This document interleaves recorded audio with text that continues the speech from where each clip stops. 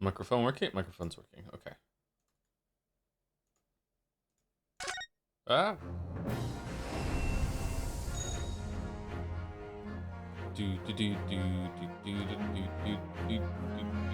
Such a pleasant title screen, isn't it?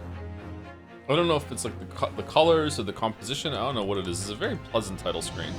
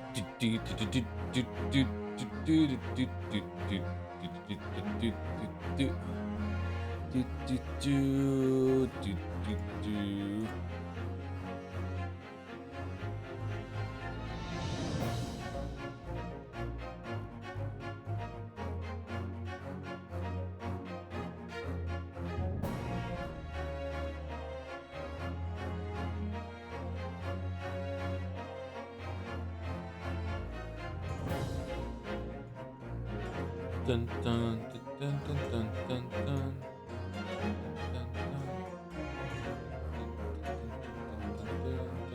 Keep reading it as the Game Awards? Yeah, I see where it's come from for sure.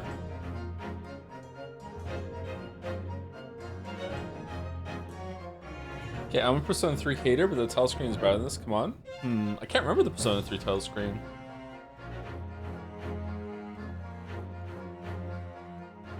We should do a big retrospective of all the title screens that we've seen on the stream and see which one's the best.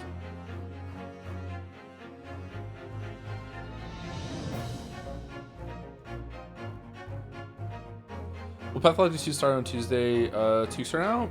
Probably, yeah. I don't think we're going to start Pathologic 2 right away. I think I'd rather take like a week between them.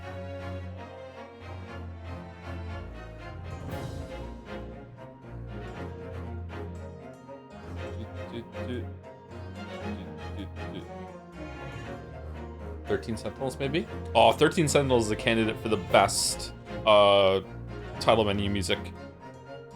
Maybe ever. Brat Overload is just a fucking great song. Holy shit.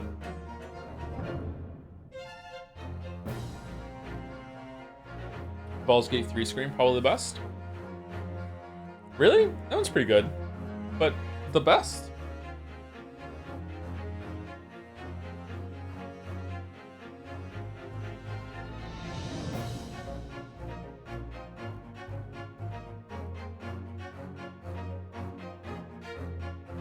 Oh, you're talking about the music?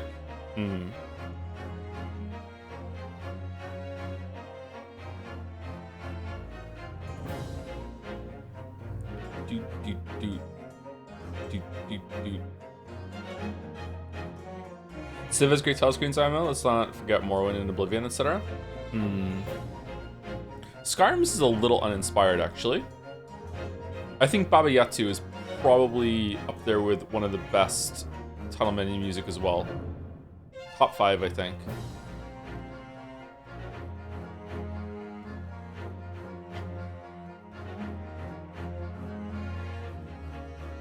Joe,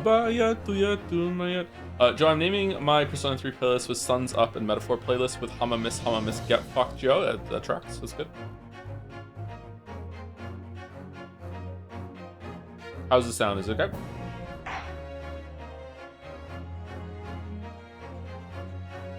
Elden Ring was 10 out of 10 the first time I opened the game, so I'll try. Yes, the music in Elden Ring's menu is really, really good. That's a more simplistic take. That's just having the title there, minimalistic. Just having the title there, and that's it. It's like it's okay, it's functional, but I don't think it's ever going to be the best. Like, this actually has something going on in the background, like just the way it's framed, it's really, really good. It's also just like a part of the game, though. So I don't know. Maybe it looks nice right now.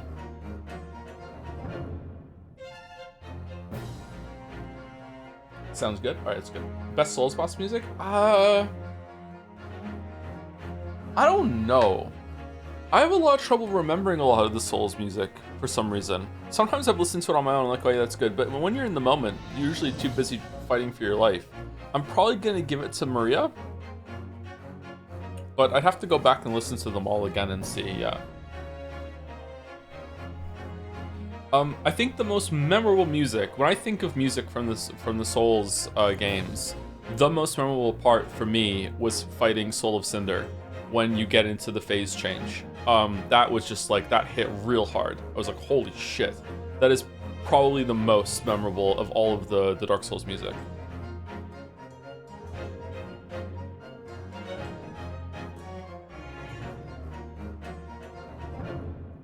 Why is Pathologic moved up? Pathologic is moved up because on Saturday, Mouse and I are doing a co-op stream. So that's why it's moved up to Friday. So there is no stream for just with me on Saturday. I believe we're starting around the same time. We're going to be playing like games like Peak.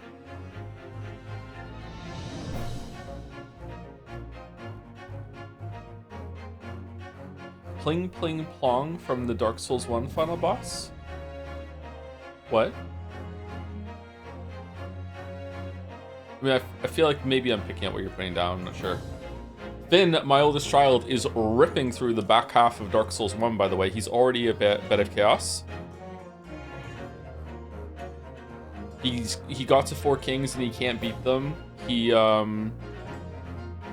beat Fire Sage a couple tries, Centipede in a couple tries, and then I said to him, oh, if you beat Fire Sage, you're ready to go beat Stray Demon. Then he said, I've already beat Stray Demon. I'm like, what? I was like, yeah, he was really easy. I'm like, really? And he's like, yeah, how many tries did it take? He's only a couple. I'm like, really? How did you deal with him? He's like, oh, I just went behind him, and then when he did his explosion, I just ran away. I'm like, yeah, that's the strat. I'm surprised that he's so good. Didn't he already get super far into a while ago? Yes, he played Dark Souls all the way up to the back half when he was 7 or 8. I can't remember. I think it was when he was 7. And he beat ONS, and then he stopped playing it, as is tradition. Yeah, so now he's finished it completely, and yeah, he's pretty good.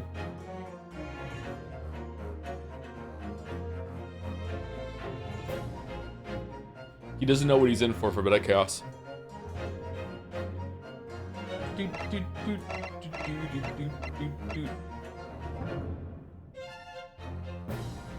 Will you recommend him for playing Dark Souls 2 or to go to Dark Souls 3 afterwards? Sometimes when they beat a hard game, they get a present. It's kind of the lure that I use to get them to keep at it, so they persevere. And the present for being Dark Souls 1 is that he gets to play Dark Souls 2.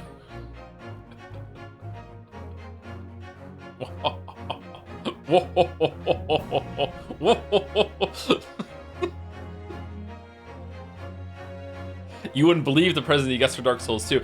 Here's the thing, though. Maybe I have to replay the games and see, because he's fine with Dark Souls 1. I can't remember. I don't think there's anything fucked up in Dark Souls 2. But Dark Souls 3 is when it started getting into the Bloodborne area, and I'm not letting him play Bloodborne at 10 years old, almost 11. No fucking way. I'm also not letting him play Sekiro. I'm not letting him play maybe Lies of P. He already saw some of the bosses from Lies of P, and he was fine with it, so maybe that's okay. Elden Ring, I don't know. Is there anything fucked up in Elden Ring? Why not Sekiro? There is so much blood in Sekiro. Like, you will execute people and the blood will spray like Kill Bill Tarantino. Like, there's so much. Yes, your review. I draw some of that stuff in the review. The Grafted.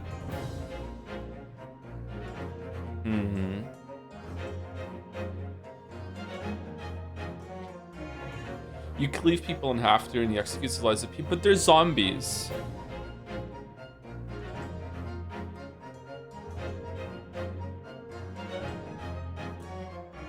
What's worse, violence or sex? Sex, clearly. Yep.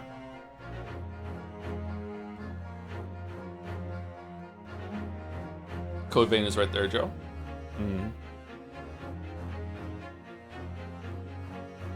Maybe I should run through the games again and see. and see if like what I would be comfortable with in playing.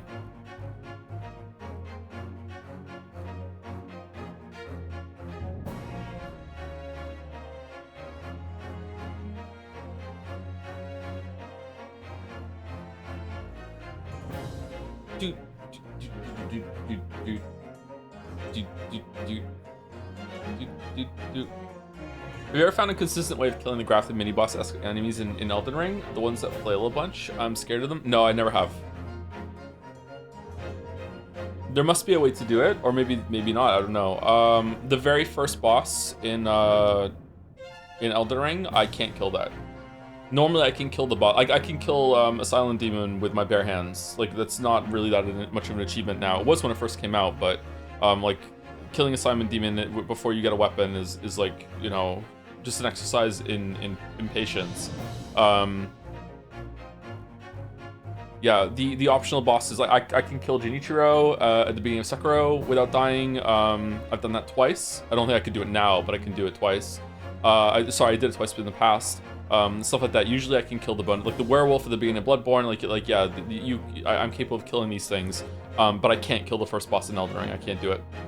He just too much damage all at once, too much flailing.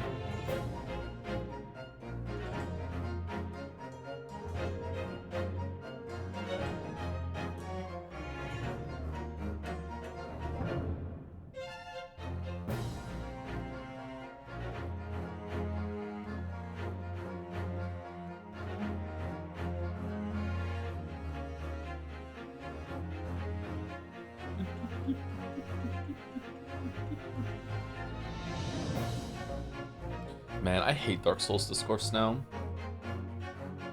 I hate that fandom has just poisoned all discussion about that game. Fuck, that sucks.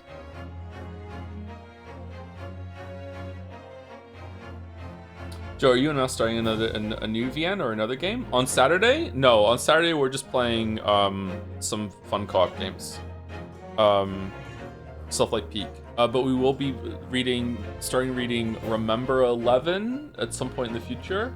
I think after Walrus and I go through Road to Empress, is that what it's called? Then we're gonna, there'll be like a short break, and then Mouse and I will start reading Remember 11, which is an Uchikoshi thing, isn't it? Before Zero Escape, there was Remember 11. What do you think about the Soul Level 1 runs for different FromSoft games? I would very much like to do them at some point. I've always wanted to challenge myself to do level 1 runs in all those games. I think I got fairway through one at some point, like a level 1 run in a bunch of those games, and also a no death run in a bunch of those games. I've heard, and this really surprises me, I've heard that the hardest one to beat without leveling up is actually Bloodborne. Apparently, because you think Bloodborne shouldn't be that level dependent, but apparently it is. Apparently Bloodborne is unbelievably difficult to do compared to the other ones.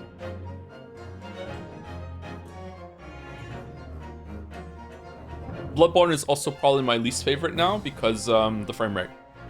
But once I acclimated to it, maybe I'd be like, okay, yeah, I'm used to it now. It can be one of my favorites again.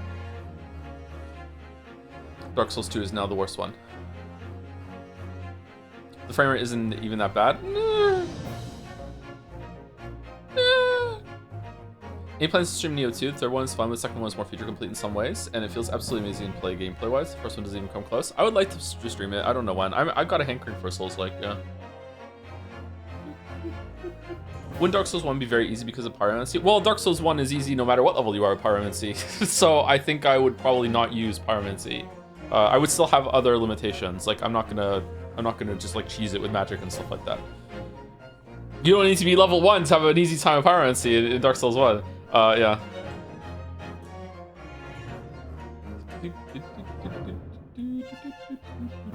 Who was the last person I said thank you to yesterday? Was it Nobe?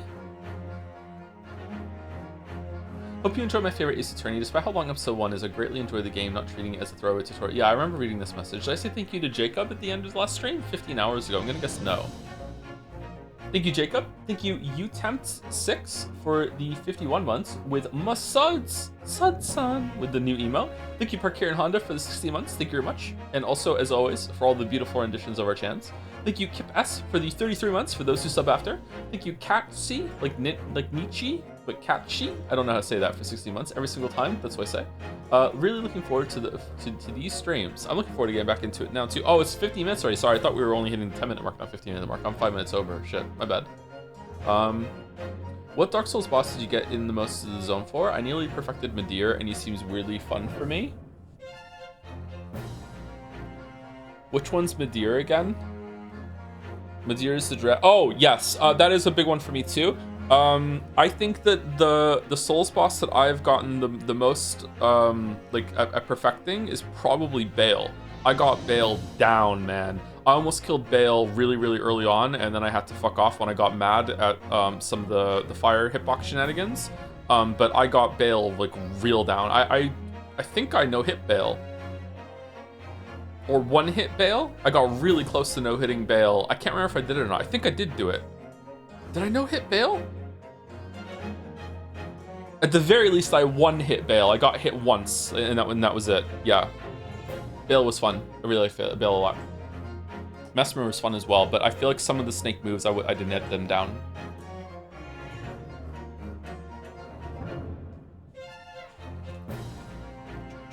How did you do damage if you don't hit Bale? Aura. Thank you, Stonebeard, for the 13 months. I got nothing sassy to say this month. Sorry. It's okay. It's all right. We can pass on the sassiness. Sassiness pass. Thank you, Edicus, for the 1882 months with Hey Joe. Happy to be here. Me too. I'm feeling a little sick because I accidentally went 24 hours eating again, which is, I think, the 4th day in a row that I've done that. Whoops. So I just ate before stream. I also had to like run out because I ran out of pills for the dog, so I had to run out to the vet. I had to go grocery shopping early in the morning too, and I also lost track of time playing Slay the Spire 2 this morning because I got mad. So I was a little behind schedule, which hasn't happened in a long time actually. That I've lost myself to a game. Usually I don't have time to play games lately off stream. So yeah, I beat Ascension 9, so that's my new achievement, and the game is not fun anymore. So you mean you went 96 hours without food? No, what I mean is that for 4 days in a row, I ate once, and then I didn't eat for 24 hours, and then I ate once, and then I didn't eat for 24 hours, and then I ate once, and I didn't eat for 24 hours. That just kept happening. Yeah. With Necro, yeah, with Necrobinder, yeah. Is Necrobinder considered to be the most overpowered class right now, or no? Then you get Atticus. Thank you, Kieran Soul, for 7 months with and French Fry dancing with some jobs. No, it's silent, is it? Easily silent, really? Oh shit. Why is silence so strong? Is it because of Sly? What's the issue with Ascension 9? Let me continue saying thank you to subs, and then I'll talk about Slay the Spire 2 for just like a couple minutes, and then we'll go. Thank you, Forcefield Down, for the 46 months. This game has really hyped me up for Danganronpa 2X2 coming out this year. Yeah, I was thinking that earlier too, actually. I feel like I just like Mystery Slop. Mystery Slop is really great. Like, I haven't watched police procedurals for years, but I used to like them too. When I was a late teen, early teenager, I used to love watching CSI. CSI was one of my favorite shows. I really like shows like Castle and Elementary that had a Sherlock thing. That finished now, actually. I think I could go back and watch that. I just like Mystery Slop. I just really enjoy it. Like, just you know, the routine of it, like the procedural, the policeness of it. Yeah, I just really enjoy it. So yeah, I don't know. Like, they're difficult to write for video games, clearly, but yeah, I think I would enjoy more. I wonder why we don't get more of them. Actually, did you watch The Mentalist? I did watch The Mentalist. Yeah. I think The Mentalist really missed a beat when, spoilers for The Mentalist is an old show at this point, but I really think they missed a beat when they had just an amazing moment at season finale where Patrick Jane finally kills Red John, the serial killer that killed his wife and daughter, and then the very next episode of the next season was like, nah, that wasn't him though. But it was good. Nah, it wasn't him. We're still continuing. That was a fake. Like, I thought the way they did it was quite surprising, and it was like wow, that's probably as good as that could have been. You know, like I think it would have been better if they made it so he killed a Red John, and it turned out Red John was like a collective of multiple serial killers that were working together, and he happened to kill one of them, but he still had other ones to track down, but that still was a legitimate killer or something like that or whatever. Like I don't know. Like yeah, that was I stopped watching after that actually. It pissed me off so much. Anyway, and Red John, yeah. Thank you, GG, the stream for the 30 months with Joms blowing in the wind with Fido hair. Watch Peter Pan 2 for the 17 months. I haven't even seen Peter Pan 1. I have seen Hook, though. That movie went hard. Holy shit. I watched Hook so much when I was a kid. Thank you, Zorgars, for the bits. I'm a vocalist in a popular, strangely dressed 70s band. I'm also a war criminal. I'm Henry Kissinger. I'm Henry Kissinger. Oh, my fucking God.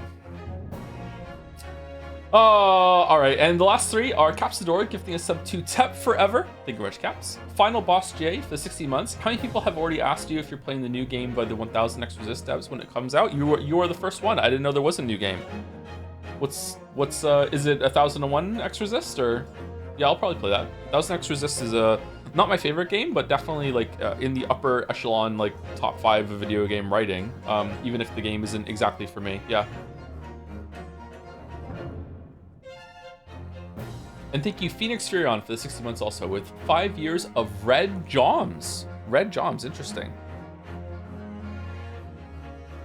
Okay, real quick, like my very like 2 minutes. All right, let's do it. It's 21 minutes into the stream. Okay, so I think that Slay the Spire 2 is a really good game. I think Slay the Spire 1 is a very good game. I am now higher in Ascensions than I ever was in Slay the Spire 1 for whatever reason. Maybe I've gotten a better gamer. Maybe Necrobinder is just so overpowered that I can just like mesh with it better. But I think the highest Ascension I ever got in Slay the Spire 1 was like I think maybe 4, and then I just started. I wanted to get like a 10 or 20 game streak of Ascension 0 in order to prove that I understood the fundamentals of the game, and I couldn't do it because I was too impatient. And so that's my limit of Slay the Spire 1. So I'm now air quotes better at Slay the Spire 2 than I ever was at Slay the Spire 1. However, I'm still like a noob of the game. I'm really bad. I don't really understand it all that well. I'm just kind of stumbling my way through. I just got lucky with my decks, I guess, or whatever. I don't know. Anyway, I'm on Ascension 9.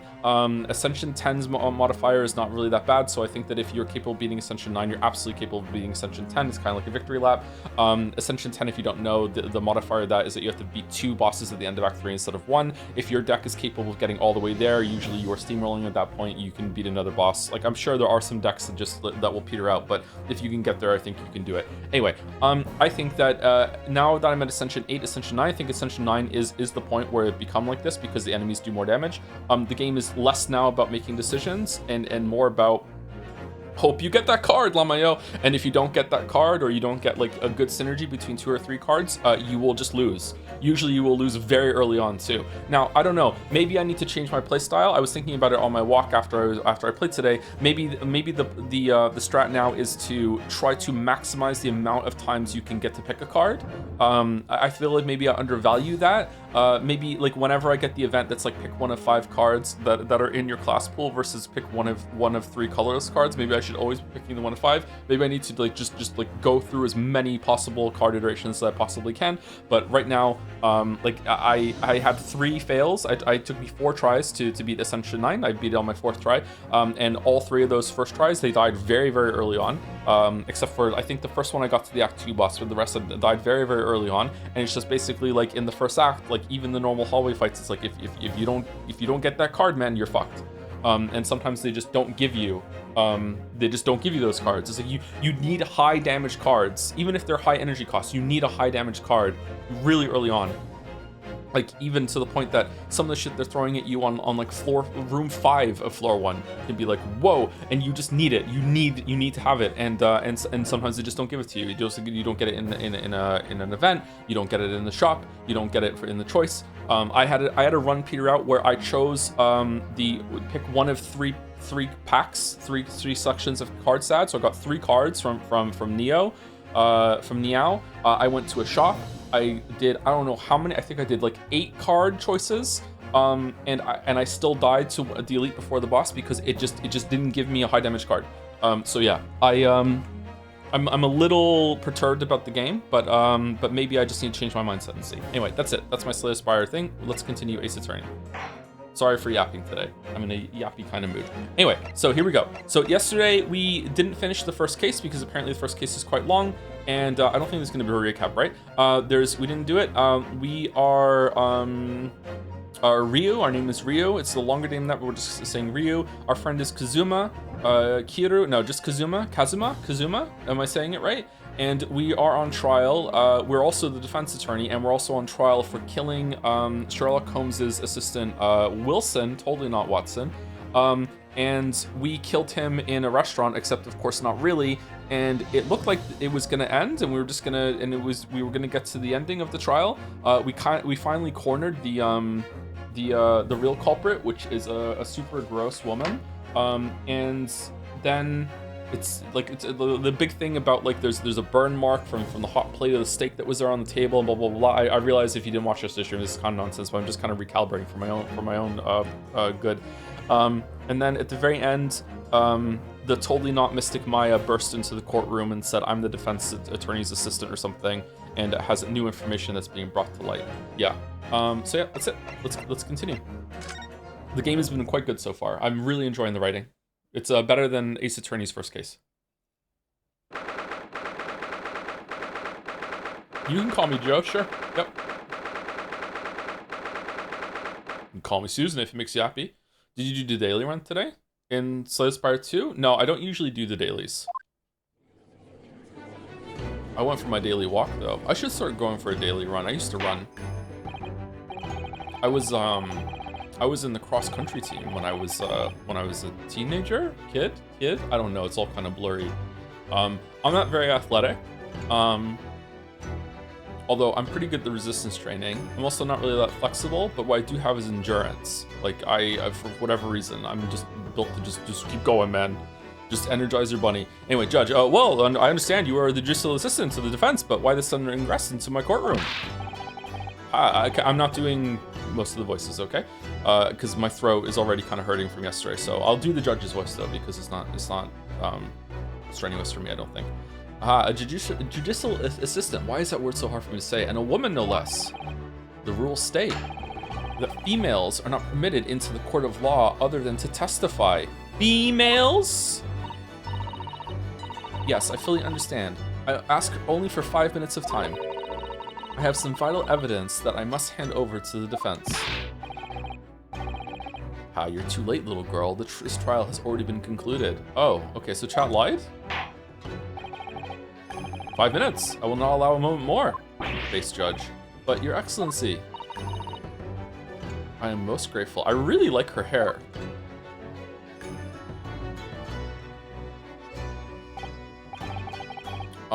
Who exactly are you? I'm sorry, there's no time. Susato. Susato? Susato? Which one's correct? Just Susie? Susie? Susie. Susato. Susato. ACOG Muffin. Louis XOXOXO. Thank you for 22 months. Thank you for 3 months. Hell yeah, the great Ace Attorney. Susie. I'm sorry, there's no time. Please accept this for now. What is it? A report about something? Written in English. It's Giselle Brett's research. The Englishwoman's? Is it about how to kill someone? After the trial resumed earlier, I hurried back to the university. I went to Dr. Wilson's laboratory in the medical faculty and borrowed this paper. Oh yes, that's right. Miss Brett was studying under the professor, wasn't she? Oh, okay. Was that said before? Because I wasn't paying attention to that. So does this research, I mean, that makes sense, yeah. I knew they were like talking, but like, I didn't know they were researching. I thought they were just like colleagues or something. So does this research, whatever it is, have something to do with the case? I'm afraid I don't know. I haven't been able to listen to the proceedings of the trial myself. Oh, no, of course not. Special characteristics of curare and its effects on human subjects. Interesting. Curare? Curare? What's that? I've never heard that word before. Time's up. Prosecution demands the immediate removal of this female trespasser from the courtroom. Why is it that some people, certain types of people, do say female in that way that almost everyone in the chat is going to understand what I'm talking about? Where does that come from? Why does that happen? I hate that the word is like poison now, because sometimes it's appropriate. I don't know why. There was too little time for me to read it in detail. You know, I actually don't. But I've summarized what I could on a note just inside the cover. Ferengi? From Star Trek? Okay. If you could think it, if you think it could be valuable, please cast your eye over it. This is wonderful. Thank you. Giselle's report has been entered as a court record. A report detailing an unknown poison that Miss Brett had been researching during her time at Yomi University. What do you mean? Goodbye then, and good luck. Good night, and good luck. Oh, she just fucking left. She's a ghost. You've had long enough, counsel. We cannot detain our English guests any longer. Oh, I missed her. I asked the prosecution and the defense now one last time. Does either side have any further evidence to present to the court? I presume not, but... Let's break for lunch. The prosecution has made its case convincingly enough already. Nothing more to add, Your Excellency. Ryu, we're out of options here. It's time for a final Hail Mary testimony. This really is our last chance. Yes, I know. Your Excellency, the defense does have new evidence. That look. That unyielding stare of a true Japanese warrior. Well, Miss Brett? Yes, Your Excellency? If you wouldn't mind, perhaps you could grace us with your presence a little longer. It's a delightful invitation, but I'm afraid it's not so very long until tea time. I'll have to politely decline. Forgive me, Miss Brett. It seems I wasn't clear. I realized it was phrased as a question. However, sit the fuck down. I must ask you to treat that as an order. Oh. I've said it many times before, but the Japanese language makes no sense. My apologies, dear lady.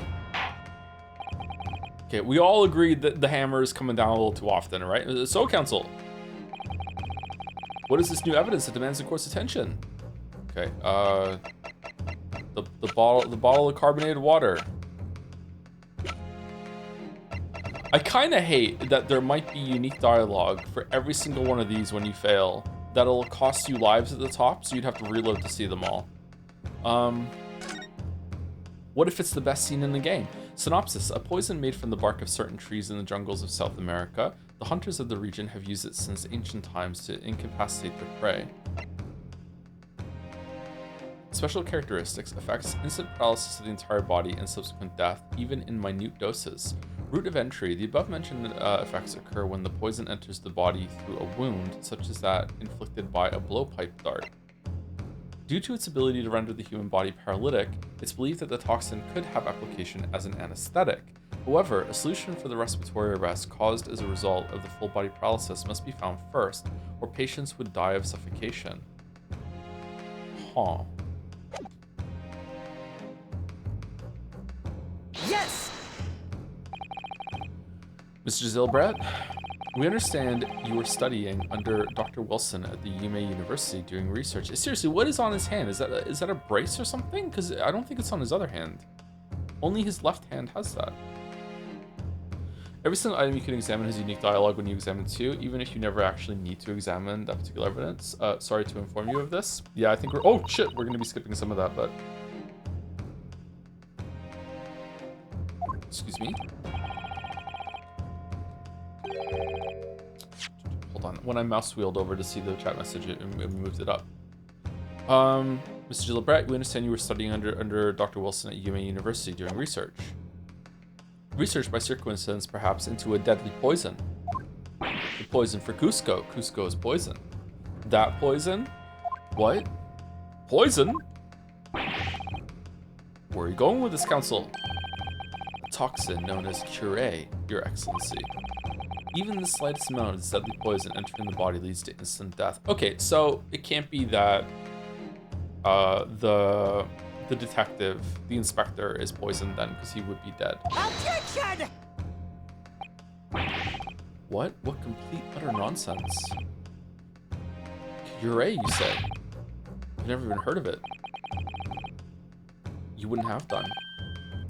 What do you mean? I mean that you wouldn't have heard of Curé before for one very simple reason. It doesn't exist in our country. It doesn't exist? Superior English poison, okay.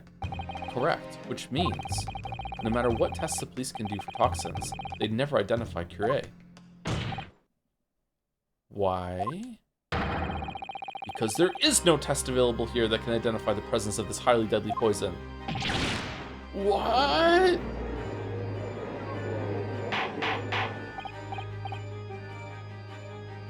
Order, order, order! I'm starving. Council, does this deadly poison truly exist? According to this report authored by the visiting research student from England, Curé has long been used by the tribespeople of South America as a poison to lace their arrows. It seems that it's reasonably well known among European doctors and scientists.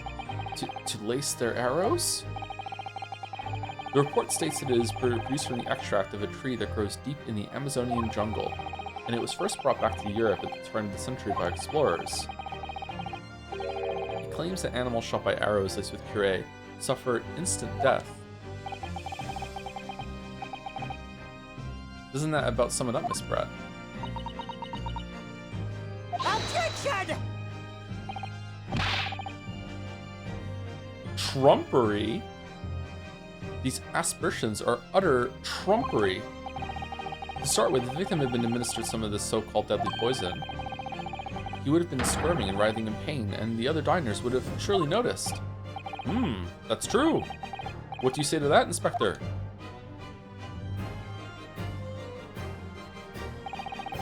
Obviously, I would have noticed a disturbance like that.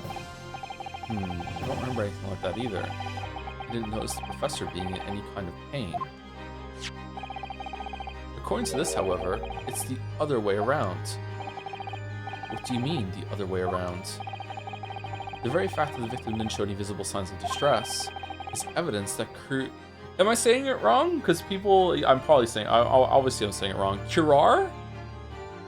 Cure is probably better. I don't know where Curé is coming from. I'm just assuming that the R is silent at the end, I'm guessing. Let's just keep saying Curé was used. Explain yourself, Council.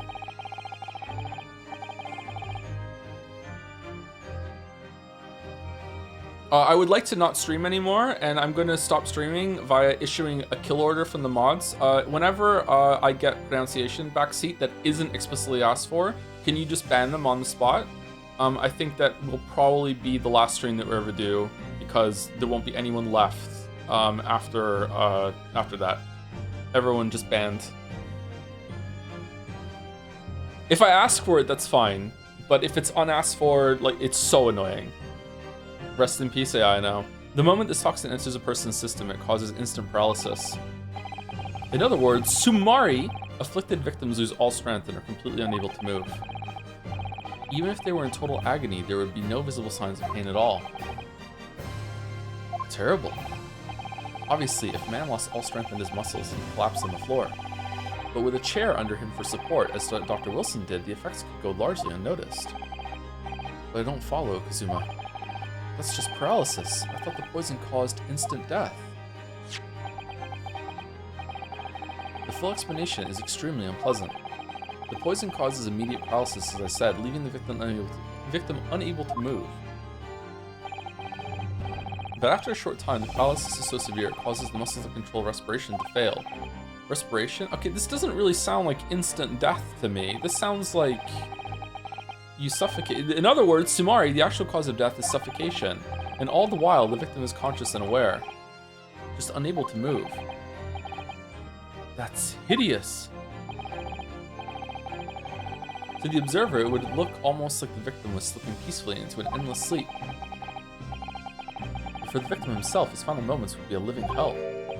That is the true nature of this deadly Curar poison. Cuirass poison. Cuirass causes suffocation. And you're suggesting that this bottle, Council, actually contains this terrifying poison? Objection! This is all very convenient, isn't it? hitherto unknown poison for which there is no means of testing. What a happy tale for the defense. If I may. All these facts. You think you're so clever, but you must be taught so... It is you who must be taught. Of course. Dear lady, mommy. So, this is how you Japanese behave, is it? What? You steal another's honest hard work and then announce the results as if you discovered them. I'm appalled. Really? This coming from a Brit? Really? Really? Really now? What a lonesome act. Well, Miss Brett, the feeling is mutual. Whatever do you mean? Capitalizing on the unfortunate circumstances of an innocent man to frame him for a heinous crime?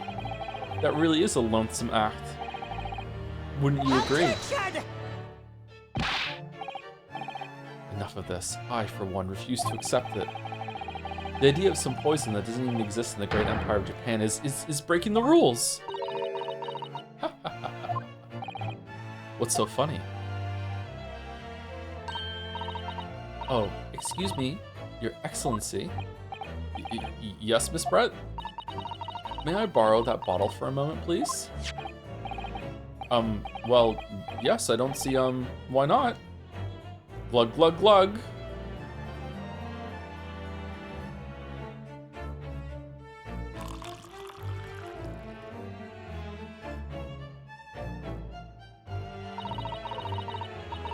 Don't get too big for your boots, you insignificant little island boys. Sorry? To an Englishwoman such as myself, this whole affair is a farcical comedy.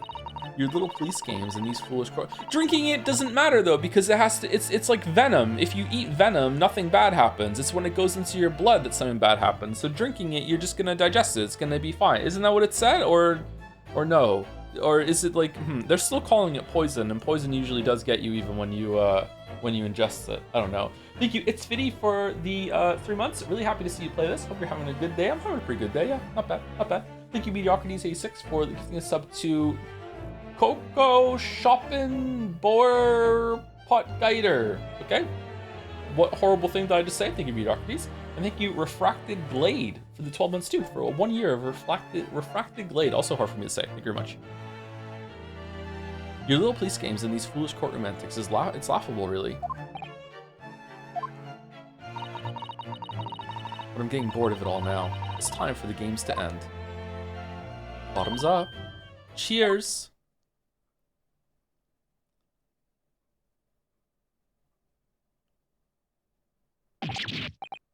Wait, what are you doing? What did you think she was gonna do? What? I hope she's not the killer so she can be in other cases after this. Oh, maybe she is the killer, but she gets like extradited or whatever because it's like, no, you can't keep her there. She has to go back to English prison. And then when she gets back to, oh, whoopsie doopsie, just, you can just walk out, it's fine. No sparkle left at all. How appropriate for this shabby affair.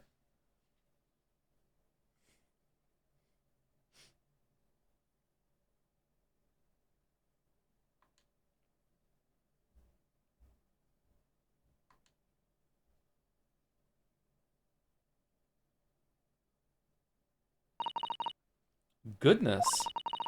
Whatever is the matter? You all look quite stunned. Different bottle? So, no cuirass. The bottle was clean. Is that what you're saying? You look quite incredulous, little boy, but of course. That's the simple truth. I hope you don't have an ulcer.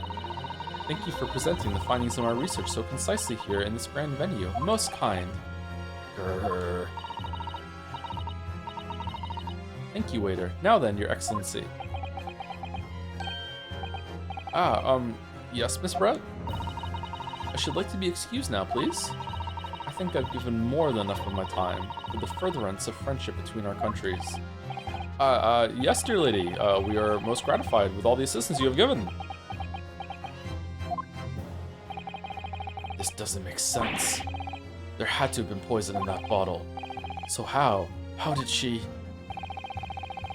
How did she swallow a whole glass and lift its tail to tail?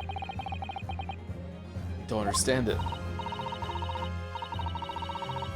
Well, I suppose if nothing else, this little Far Eastern charade, he gets me, will make for interesting conversation in the next party I attend in London. There has to have been poison in that bottle, wasn't there? But there can't have been, because otherwise she would have keeled over dead. Come on, Ryu. We have all the clues now.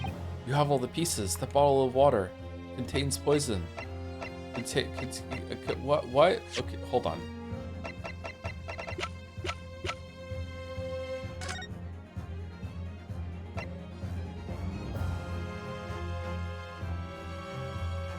Yeah, enters the body through a wound. Yeah, that's why. How did it get in into him then? Just a quick stab with a needle, and then the gunshot was fake afterwards to frame Ryu.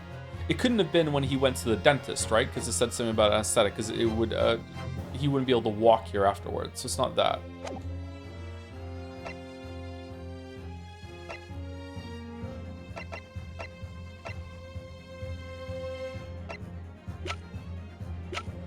Oh, excuse me.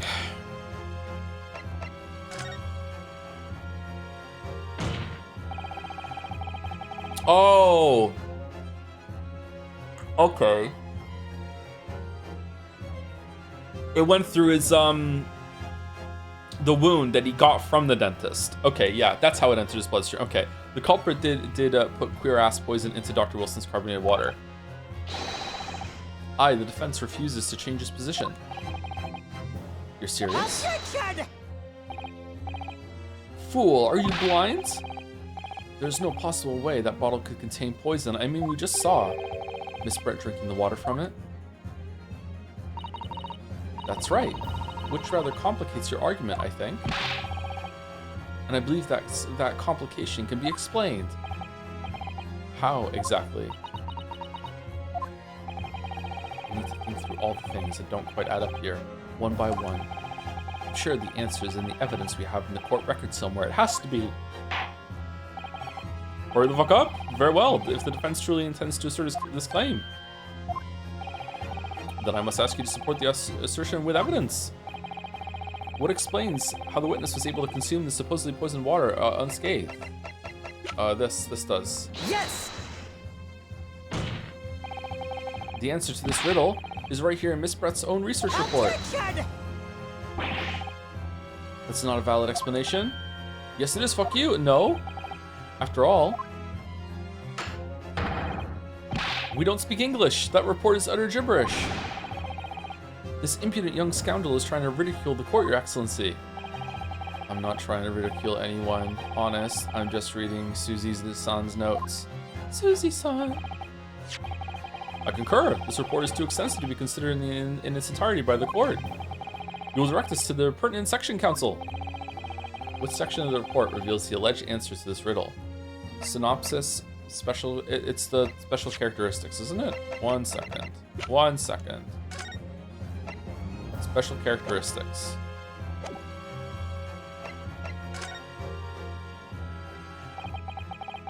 We've been hearing a lot about this queer-ass poison. But not the queer-ass antidote, but it's left me curious about something. Oh, counsel? Well, it sounds as though indigenous hunters have been using this poison for years and years to lace the heads of the arrows that they shoot at whatever prey they're hunting. So we've been led to believe, yes. And the point of hunting is to catch prey to eat.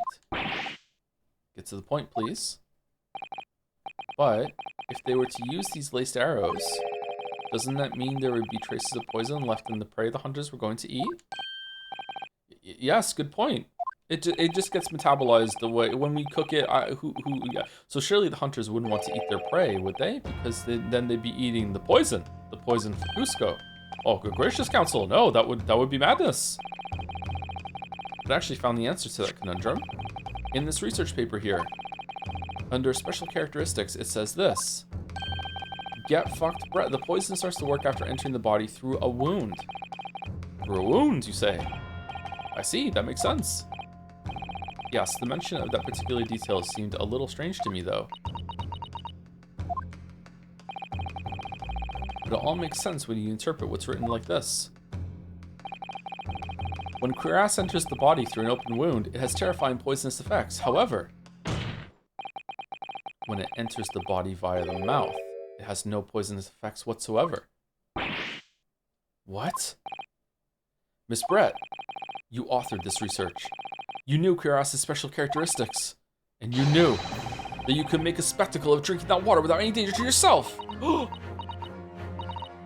You meddling little... What? Wait, what? It's a real... Well, Rio, it turns out, what did she just say? Rapscallion!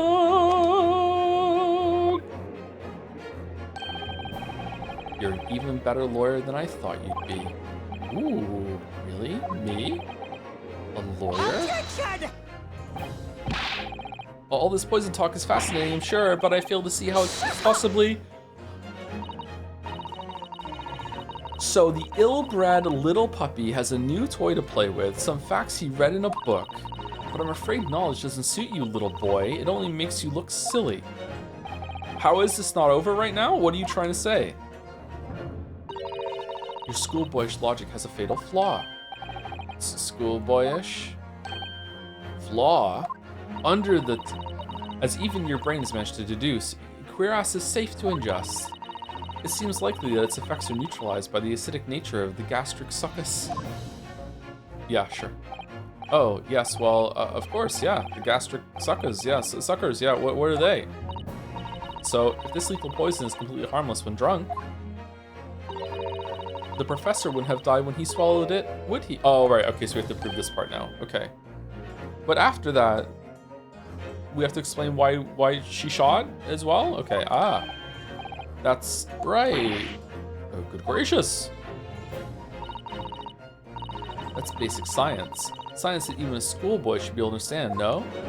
Science, bitch. Thank you, Ryu, this time in the bit messages.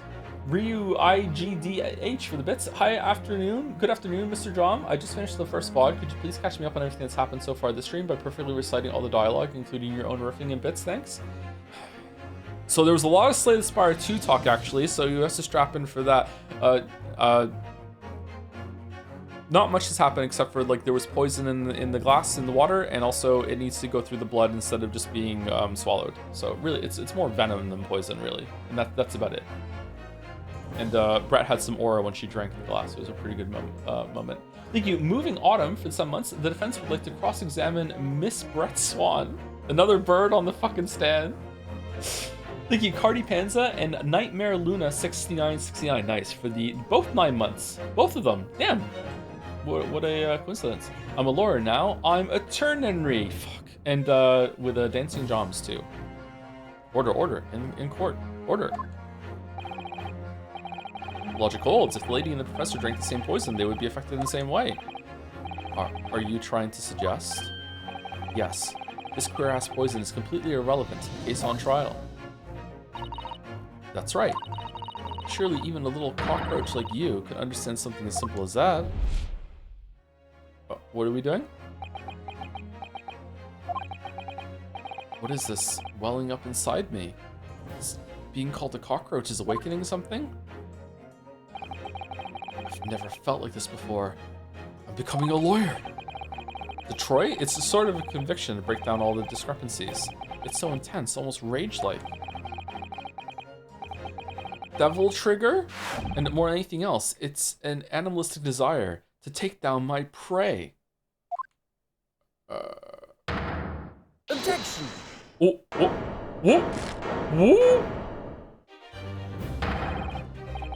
I don't think so, Miss Giselle Brett. How dare you use that tone with me?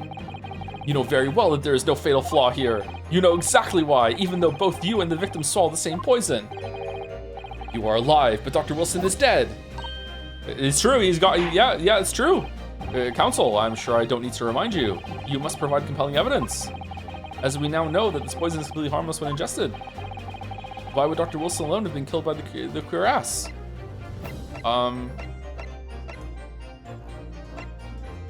This one. Take that! As Miss Brett so readily pointed out, she drank the same water as the professor. However, there was a fundamental and fatal difference between the two diners. A fatal difference. The toxic effects of cuirass are only felt when the poison enters the body through an open wound. So, for a healthy person with no injuries, drinking it is completely harmless. Oh, oopsie doopsie, it was an accident though. Look, I'm poking my fingers together real cute like. I actually wanted to surprise Dr. Wilson with the conclusion of my research by saying, hey look, we actually drank the poison right now and we're both fine, so therefore I guess I'm right, but I didn't know he had dental work done. So like it entered through the blood. Oh whoops, just a mistake, whoopsie doopsie. But what if there was a wound inside the mouth of the person drinking the poisoned water? Inside? Yes, like the wound you might have from the dentist if you've just been to the dentist and had a tooth extracted, for example.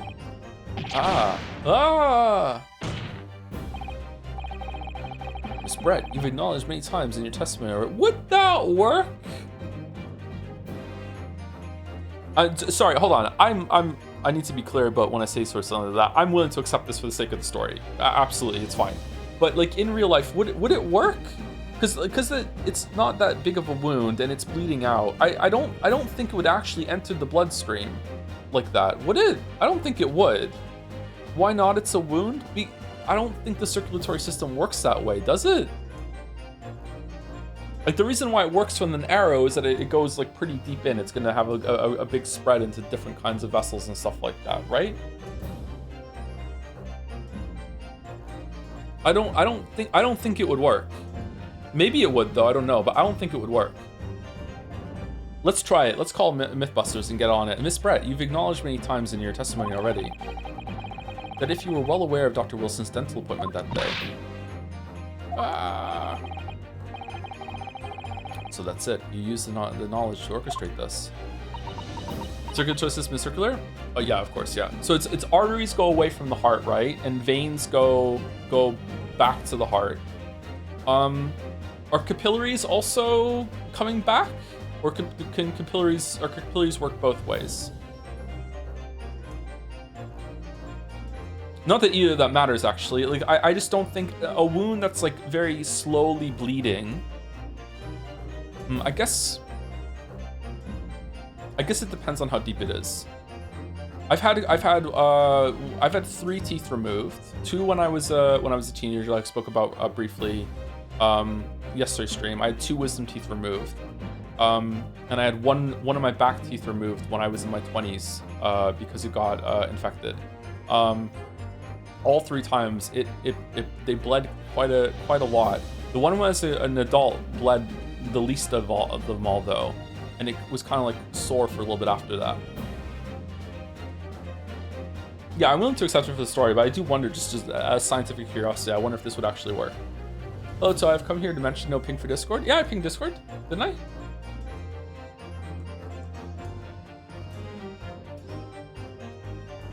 Yeah, 1:02 p.m. Yeah.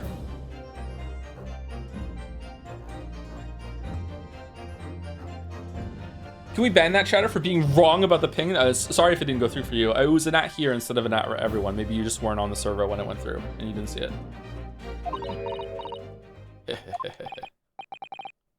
Is she laughing?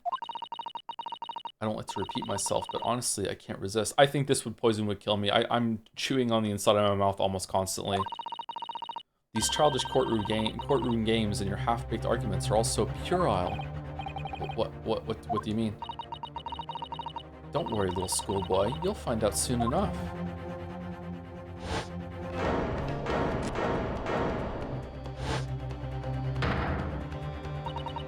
You see, when you leave vital evidence lying around, you never know what might happen to it.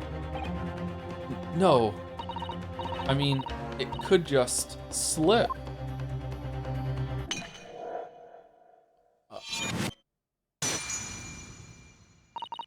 Oh dear, how careless of me. I'm afraid some crucial evidence may have just been tragically destroyed. Careful cleaning that up, you might cut your fingers and get the poison in. No!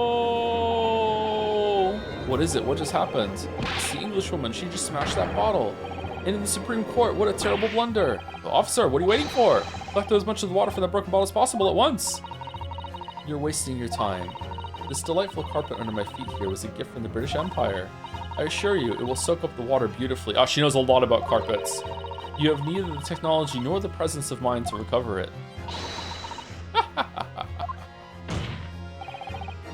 How could you? You won't get away with this. I already have. You can thump the bench and shout as much as you like, little boy. But I'm afraid we'll never know now, will we? If there really was poison in the bottle or not. It looks like a lot of fun to be a hot, evil girl, huh? Holy crap, man. Thank you to Kaja Registar Tradora for the 15 months. The music in this game is amazing. Yeah, the music has been pretty good so far, yeah. Let us not forget. We still have some very compelling evidence left intact. Isn't that right, counsel for the prosecution? You can also be a hot, evil man, just to have to be different about it.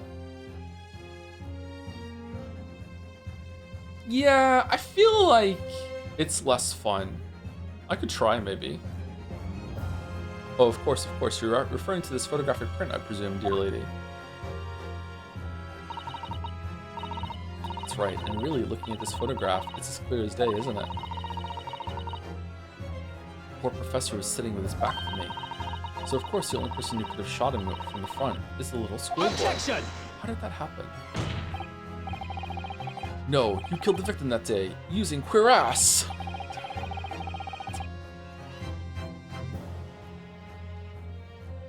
And then, in order to frame Ryu Naruhodo for the crime, you waited until he picked up the pistol you'd arranged for him to find on the floor, before you shot the professor's dead body in the chest with your own hidden gun. You killed him twice. Then, in the confusion that followed, all you had to do was turn the dead professor and his chair around. You see? You had every opportunity to commit this crime. What a wonderful imagination you have, young man. Okay, I hate to be this person. Would she be strong enough to move a whole entire person in a chair like that? Like, oh, if the chair can slide, maybe. I think I would have a lot of trouble doing that. That is, that would be difficult. Especially without him, like, flopping over. It's not sexism! Anyone would have trouble doing that. But also, yeah, she's a woman, therefore weak. Yeah, absolutely, yeah. Now the chat said it. A hidden gun, you say? And when I shot the professor's dead body, did I? Well, I'm terribly sorry, but you don't have a shred of evidence. Exactly. And you have nothing to support your wild claims. The prosecution's stance remains unchanged. The victim, Dr. John H. Wilson, was killed by a gunshot to the chest.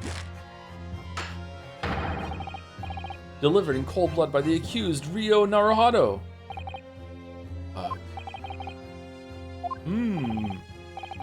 This is unbelievable. How can this be happening? We had her, but now... Is she really going to get away with it? The way she destroyed that evidence was obscene. Yeah, how is she... Okay, again, alright, hold on. Okay. Joe, the courtroom drama is just a framing to tell a story. It's just... Whenever they need to use actual legal proceedings or like that, it is always to make the tension raise and to make it harder for the protagonist to win. It is like, it's just whenever they feel like it, it's gonna be like that, and that's how it is. And they established that real early on in the first game. So let's just not get mad about that, okay? All right, here we go. Someone could come into the courtroom right now with a gun and shoot the inspector in the head, and the judge would probably still point to Ryu and say, how are you gonna explain this, huh? Or prove that it was that person who did it. Like the way that she destroyed evidence was seen. Ryu, yes? We've come this far, but now you're the only one who can finish it. What? What do you mean? We've lost a vital piece of evidence, it's true. So if there are any clues left for us to use now, they must be in your head. in my head? You told me before that your powers of observation were the one thing you could really depend on. Well, yes, that's true, but I didn't manage to notice that this woman was a foreigner with a swan on her head. Wait, swan! So think back again now, and try to remember every last detail about the scene that day. Everything you saw, everything you felt, every color, every smell. And then me sitting across from you, playing footsie with you under the table. That was you? Who did you think it was? What I saw, what I felt. Every color. Wait, what? What? Blood? Is Kazuma right? Somewhere in the vibrant memory of the same scene in my head. Could there be another clue to expose the identity of Dr. Wilson's killer? There's a clue. A raging clue. Actually, Kazuma, I think I might have something. Thinking back over everything I saw, I think I might have uncovered another clue. Yeah, like look, there's blood on here. The picture's black and white. Yeah, but in my memory it's color and I remember it. Okay, all right. Well, let's go. There's blood on the plate apparently. Aha, you've always have something up your sleeve, don't you, Rio?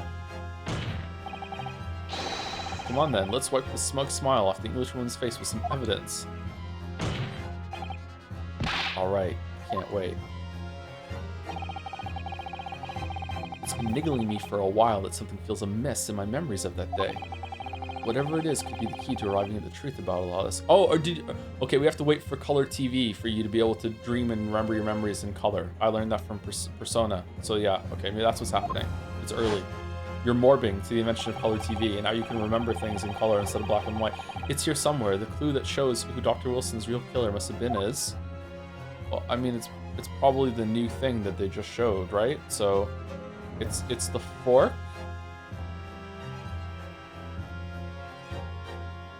Wait, why would there be blood when she was the one eating it?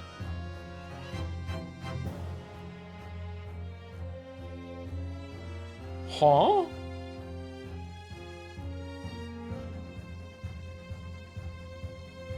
Take that! Inspector Hosonaga, answer me this! Yes, what is it? He's still miles away, probably thinking about that bottle being smashed. I think I'm gonna sneeze. Is it not blood? Is it wine? Did she have wine? As you've said a number of times now, you strive for perfection in your investigations, don't you? I can't remember. Absolutely.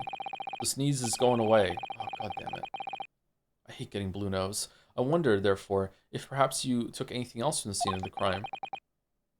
Like, for instance, the plate of steak that you took to the victim's table that day? Objection! Wait a minute, where are you going with this little boy? It's just a memory that's been troubling me. A memory, go on. I'm interested. What memory? I saw the scene shown in this photographic print with my own eyes that day.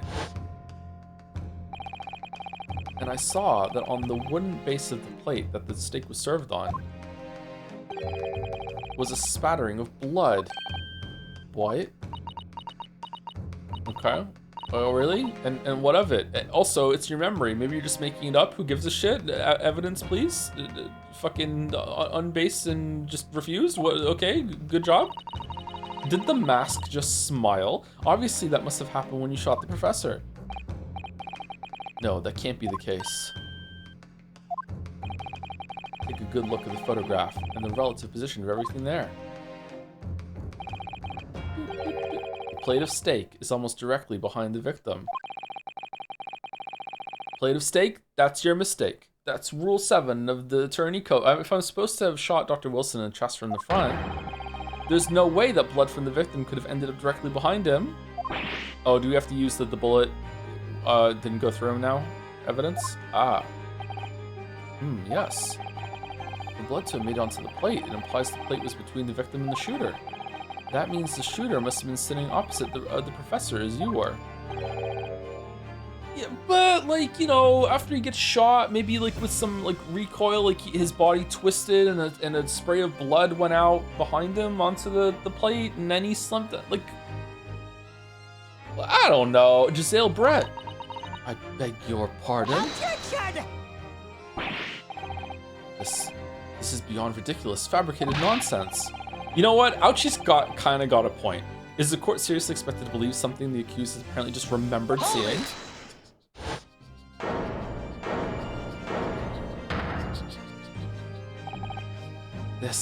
It's his blood. He's the waiter and he's bleeding all the time. This could be the moment that my entire career in the police force has been leading to. Inspector, you mean? Yes, I took the plate. In the interest of preserving evidence from the scene of the crime. I took it, meat and all, and I don't care if they call me a crime scene thief because of it. I have it with me. Here is the plate. You did what? She just immediately grabs it, smashes it on the floor, says with the mouth, shoveling the steak into her mouth. No, fucking English carpet, fucking just absorbs plates. You can't get it back. Yeah, what's next? I took the steak what you had been eating, Miss Brett. I took the steak the sergeant had been eating. I do not want them on a boat within a moat. I do not want them, Sam. I did it all in the name of justice. Then we can find out for sure whether or not there's a blood stain on Miss Brett's plate. We must examine it now.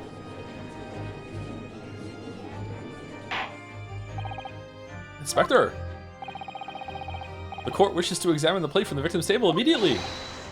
Yes, sir. All right, do you just have it with you? What the fuck, dude? What? Sorry for the delay. Here's what you ordered, the steak. Well, what about the blood? Is there blood on it? Of course there isn't. Quickly, Inspector, the blood man! Show the court! Of course. Examine the plate at your leisure.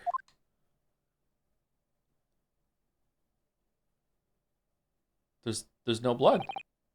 No blood. No blood anywhere. But no, that's impossible! I know I saw it. I'm sure of it. It was right there on the table behind the professor. There was blood on the side of the plate.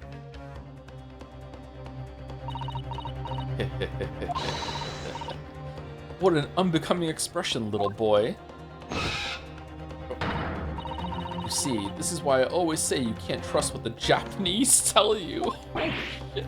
I couldn't agree more. In the case of this disgrace to the Empire,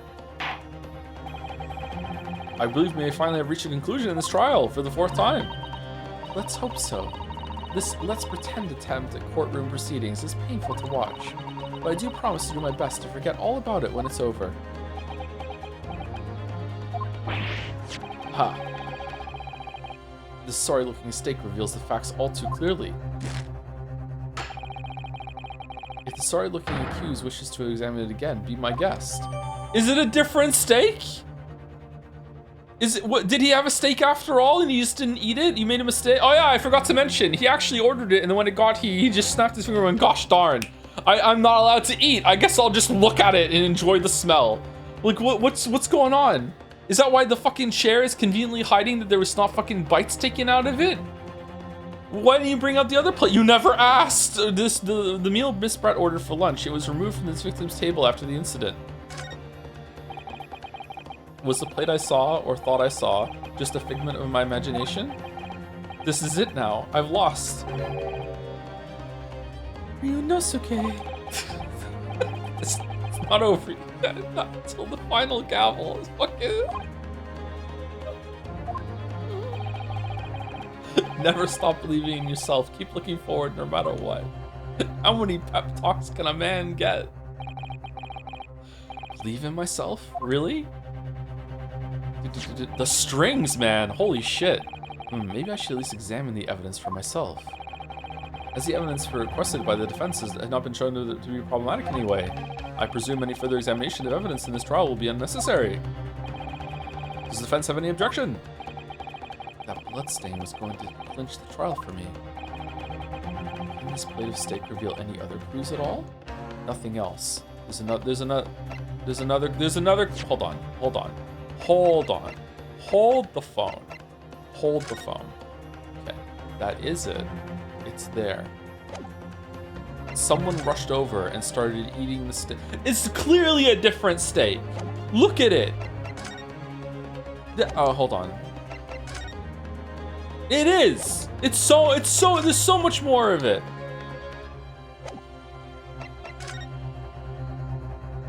The fork? Is the fork in a slightly different position? I don't know what it wants from me. Does it want yes as another clue?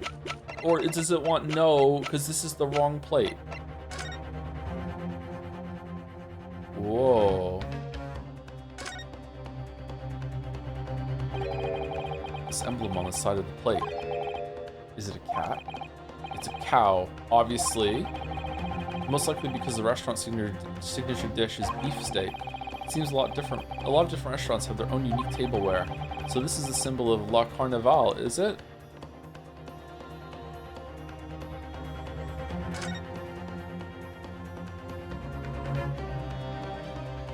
What? Huh? What in the world is this? I think it's a Koban coin, and the hallmark is from the Hoea era, I believe. No, I don't mean what is it? I mean, what's it doing there? Wait, did you say it was a Hoei Koban? Yes, and apart from the meat juices, it looks to be in good condition. I imagine it's very valuable. This isn't the first time today that there's been talk of a Hoei Koban. I've heard of pearls before swine, but I never heard of a bullion bullion. I don't know how to say that, and I don't think you ever will again. That was a good line. This is extraordinary, though. This means...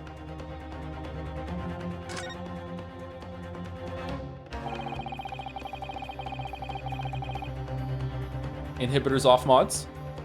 I certainly never expected to find a precious coin underneath this thick cut of meat. And it's from the Hoei era, too. That would make it really quite valuable. It's well marinated in the juices as well. Look. What, are you thinking of eating it? No, but next time I order a steak in an expensive restaurant, one thing's for sure. My heart's going to be racing as I lift up the meat and peer underneath for a prize. I think you might have the wrong end of the stick about this, Ryu. A Koban coin underneath the steak. There's only one logical explanation. The plates were switched?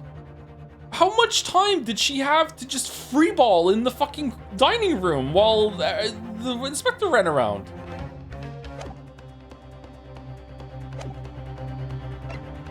Yes.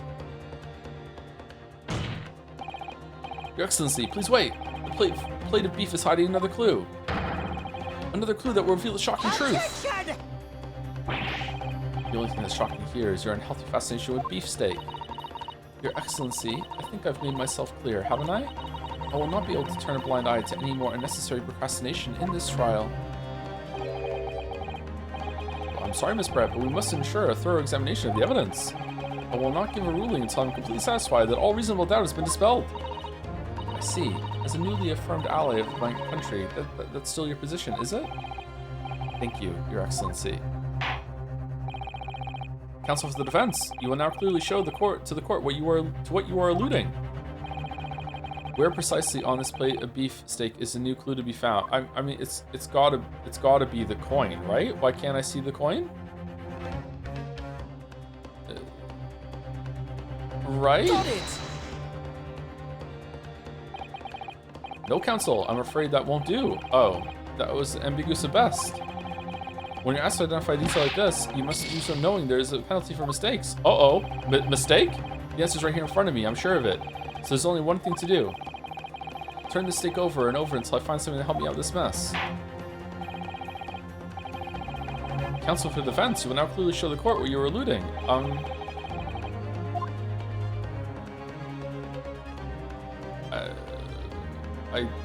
I don't know? Is this on the wrong side? I thought it was here. Oh, I have to lift. Okay. Huh? What in the world is this? I think it's a Koban coin, and the hallmark is from the Hoei era, I believe. No, I don't mean what is it. I mean, what's it doing there? We did this already. Wait, did you say it was the Hoy? Okay, we can skip this, right?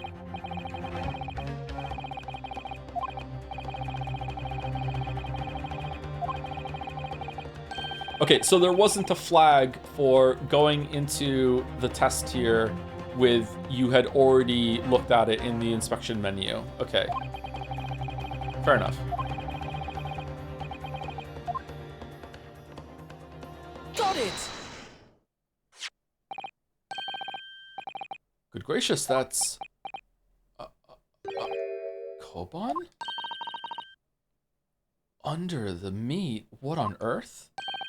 Under the meat bone? Ahoy era one at that. Miss Brett. This is in fact the beefsteak that you ordered at the restaurant on the day in question, is it? Tell me, why is there an old coin seemingly hidden underneath the meat? Shut up! What a ridiculous question. How should I know? I've never seen that thing before in my life. I don't know what this is, but I want no part of it. Objection! I fail to see how this is relevant. A coin under the meat? That could simply have been a careless mistake by the chef in a moment of distraction. Objection! Don't be absurd. We're supposed to believe that this happened by accident in the kitchen? A rare Hoey Koban just happens to be hidden underneath that piece of steak. This turns out to be relevant to the case. I'll rip up my ticket to Great Britain right now. He's right. It can't be a coincidence. Coin incidents? Your Excellency. Yes, Counsel? A rare Hoey Koban just happens to be hidden underneath that piece of steak. If this turns out to be irrelevant to the case, I'll give up my lawyer job right now. Objection! By all means, don't let us stop you. No one invited you anyway. Actually, I have to be here. Perhaps, little boy, you should realize that it is you who is irrelevant. Oh, can I leave then? Even though I'm the one on trial. Yeah, there we go. Thank you, Jig Chew, for the 18 months, by the way. Thank you very much.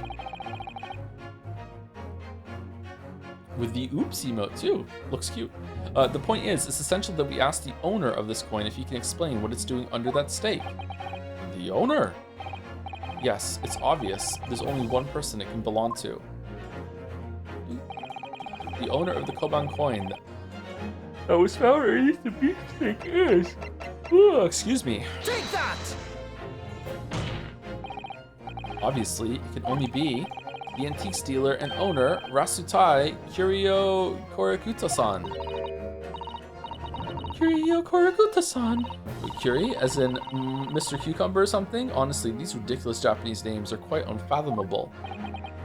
Ah, yes. The old man who testified earlier alongside the military sergeant, correct? Yes, Your Excellency. I remember saying that he was up to something with his Koban coin when it happened. At exactly the moment the gun was fired.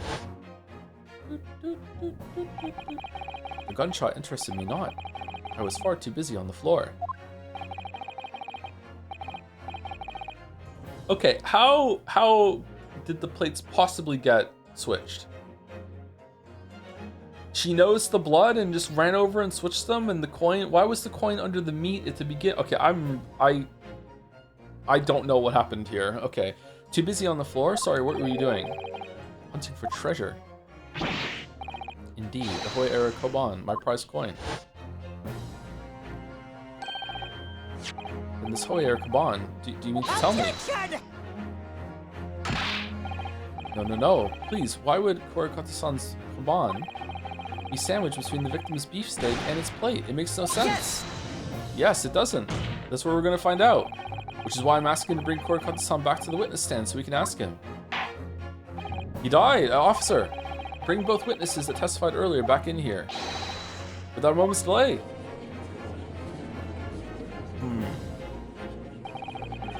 Can't believe you've come back around to that pair again. Me neither, but I have a hunch, a strong hunch, that if we trace down the real significance of this Koban, we'll find that it's a key element in the case.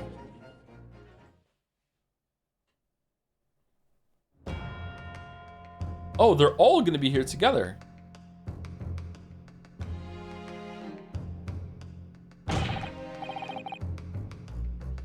What's this all about? Why have I been called up again? Don't you realize that it's dinner time for little baby Ido? When When my son's belly is empty, he's fiercer than a pack of wolves. Exploited by the police we were, like miserable dogs forced to bear false witness. And when cast from this courtroom myself, I became a ruined man in a trice, a worthless, withered antique. Nothing more have I to say. The sun has set on this Rasutai shop owner's existence. Be that as it may, Kurokata-san, something has come to light that requires your clarification. As far as your Rasutai memory serves, have you ever seen this Koban? Ah! Oh, in his foot? Yes, that's it. The very exact one that it is. The resplendent, splendiferous, cogniferous Hoei treasure that my rusty bones managed to misplace that fateful day. Can't be. As I thought. Young man, enlighten this decrepit old fool. Put me out of my misery. Where was my treasure? Where was it dropped? Oh, I'm not sure if it was dropped anywhere. Did the inspector just get the plates mixed up? We found your son. We found your coin sandwiched between a beefsteak and its plate, soaking in the seasoned meat's juices. Okay, you didn't need to add that last part. Sandwiched? Soaking? Seriously? Clearly, it couldn't have fallen there by accident, which means somebody must have hidden it there on purpose. Somebody concealed my Hoei treasure between a slab of meat and a metal plate? Who would do such a thing? Such an unconscionable thing. Unconscionable. Unconscionable? No, unconscionable. Right? Excuse me. Oh, excuse me. Could I say something? Yes, of course. Proceed, Inspector Hosonaga. I mentioned this earlier on in the trial, but I was working undercover in the restaurant in order to investigate another case. Ah, yes, that's right. The secret undercover operation. Sorry, I thought he was going to say he has plate pox and he can't tell plates of food apart from each other, therefore he might have got them mixed up. The Carnival is a high-class Western cuisine restaurant. It attracts wealthy diners, including many foreigners. Recently, there's been a run of similarly executed thefts targeting the restaurant's rich clientele. A number of such incidents have been reported to the police bureau. Wicked crimes indeed. We wanted to nip the case in the bud quickly, dude, especially with so many foreigners being affected. So that's why you were sent in undercover, is it? Yes, I took on the job of waiter at the restaurant in order to flush out the criminal. It seems likely this Koban incident is the work of the same thief. So unbeknownst to us, there was a master thief at work in the restaurant on a regular basis. The place was already the scene of several crimes, it seems. Don't know about the master thief part, but the identity of the person who stole and hid the Kurokata-san's Koban is all too clear. What? Is it? I think the court would like to hear the defense's view on this matter. Tell us, who is the despicable scoundrel that stole Kurokata-san's Koban and hid under the steak? I mean, it had to have been him, right? Because he was sitting at the table. It was Susie. It wasn't you. It was Wilson. Wilson did it. Wilson's been going in there and stealing shit. And oh wait, is it?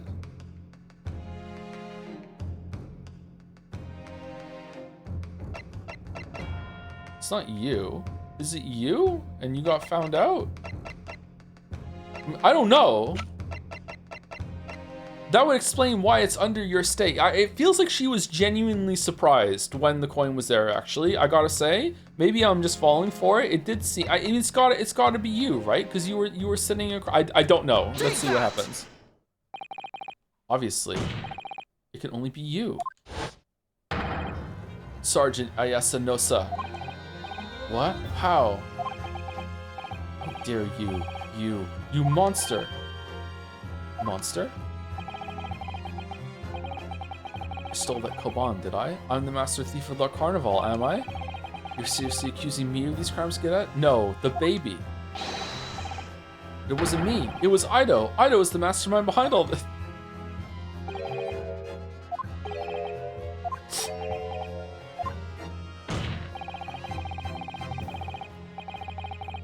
Put the baby on the stand. You would push the blame for your crimes onto your own son, an innocent little baby? It's you who's the monster, Sergeant Nosa.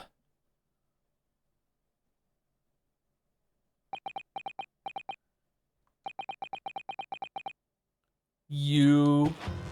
Oh.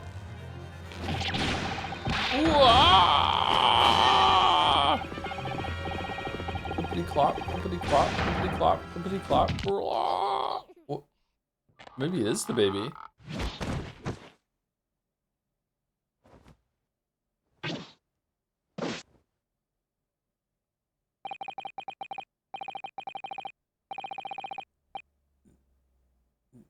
Nippon Imperial Army, Sergeant Ayasa Nosa, preparing to stand down in Supreme Court, sir.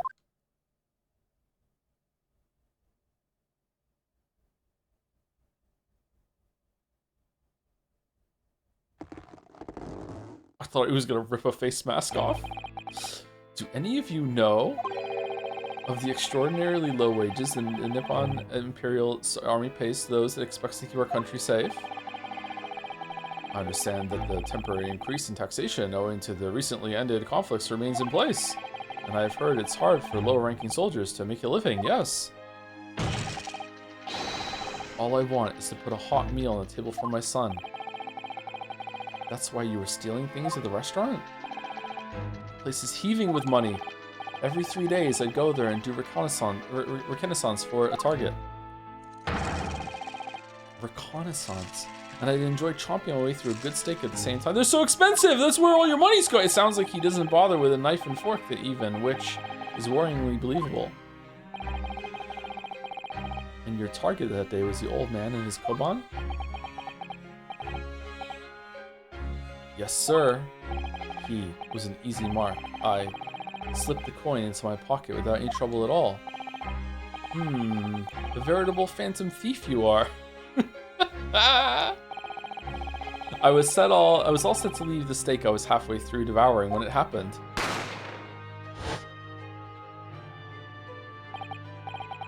Yes, when the professor was shot.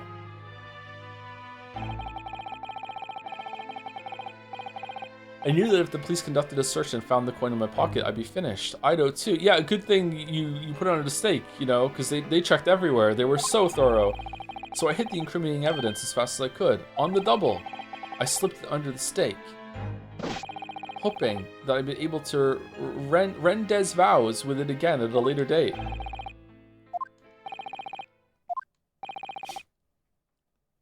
Thank you, Mr. Libro, a 413 for the 3 months. Thank you very much. With poor guy. Thank you very much.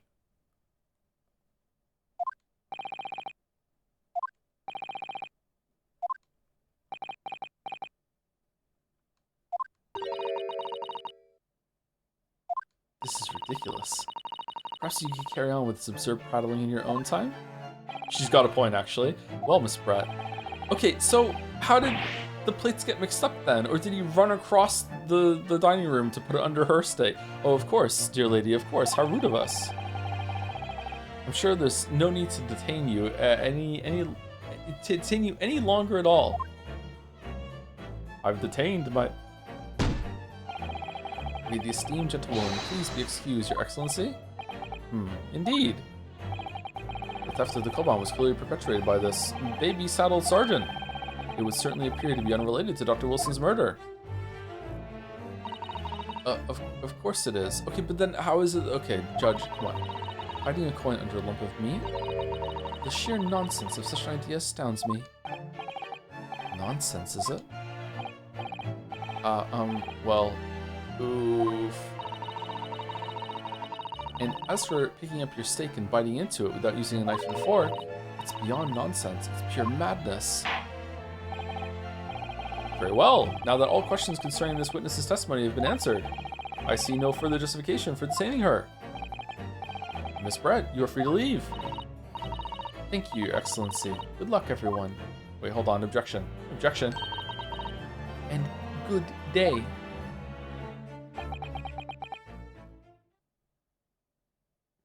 Hey, Ryu. Ryu, what's the matter with you? There's no time for daydreaming.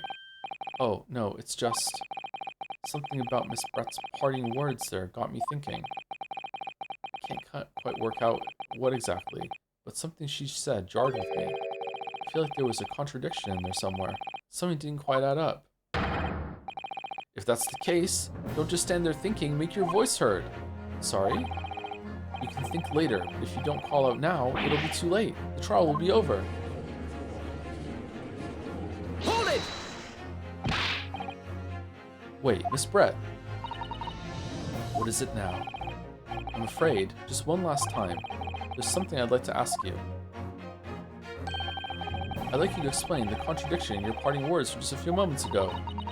What are you talking about? What contradiction? Objection! What new student nonsense is this? Well, what parting words are you talking about, Ryu? Like the knife and fork?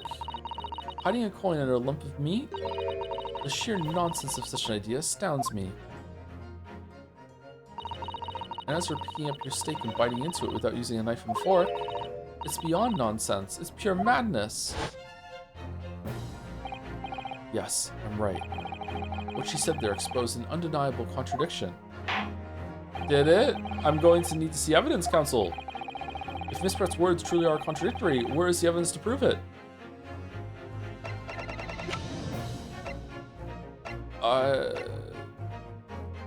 Okay. Okay, either they want, if she was using a knife and fork, wouldn't she have cut into the coin? Or got caught by the coin? Or two, like, if she didn't do it, then why is it under her plate then, right? Or three, something else that I don't know. Is it that one? I don't know what you want. Probably this, that why is the coin under her plate then? Under her steak then, right? I think that. Take that! The steak that Miss Brett had been eating before the professor was killed. Yes. Go on. More accurately, Your Excellency, the steak that was on the victim's table just before the professor was killed. Now you're just splitting hairs. Not true. Doesn't something about this steak strike you as a little unnatural? Oh, it's well done. Yeah, unnatural. What on earth do you mean? It's extremely obvious. I'm talking about the shape of the edge where it's being eaten.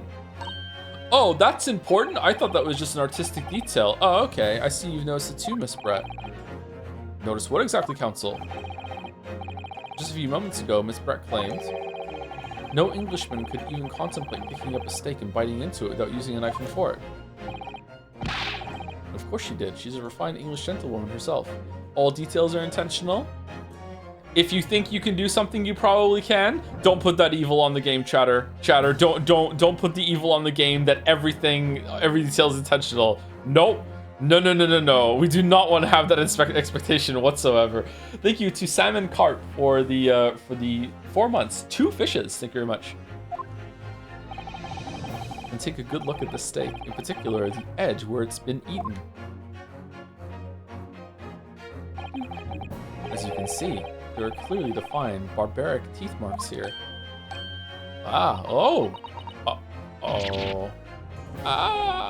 It looks like Miss Brett has realized something. So, if the witness, as she claims, wouldn't contemplate eating anything without using a knife and fork, we better just Inspector needs to put his hand out and just slowly slide that steak away from her right now before she eats more evidence. Look. There shouldn't be teeth marks in the steak at all. Objection! But what is your actual point? Perhaps the delightful Miss Brett was ravenously hungry. Shut up! I would never eat without a knife and fork. Oh, whatever you say, dear lady. As I said, I really must be leaving now. Afternoon tea with the Minister of Justice cannot possibly wait any longer. Of course. This will all be over with in the blink of an eye. Rest assured, I'm about to put this rookie in his place. Just leave everything to... I've heard enough. You irritating little spectacled samurai relic. Of course. Dear lady. What's the matter, Risbro? All the details important. So there's like some sort of sci-fi magical wind that is tied to this bandana that only affects the bandana and no one else, and also not even his hair. I wonder what that could be. That's gonna come up later. That's important. What's the matter, Miss Brett? Have we ruffled your feathers? Clearly, the witness knows what this means. She realized the catastrophic implications these teeth marks in the stake have for her. Ryu, do you know where you're going with this? No, I never do, but it's okay. Aura dynamics? Very nice. Yes, now at last, it's all come together. The mysterious teeth marks in a steak that had allegedly been eaten with cutlery. The reason why the bloodstain I know I saw somehow seems to have disappeared. And most importantly, the evidence that proves once and for all who shot Dr. Wilson that day. I accept that these teeth marks in the steak are a little unnatural, as you put it, Counsel. But what exactly are you suggesting that tells us? Everything, Your Excellency. Everything?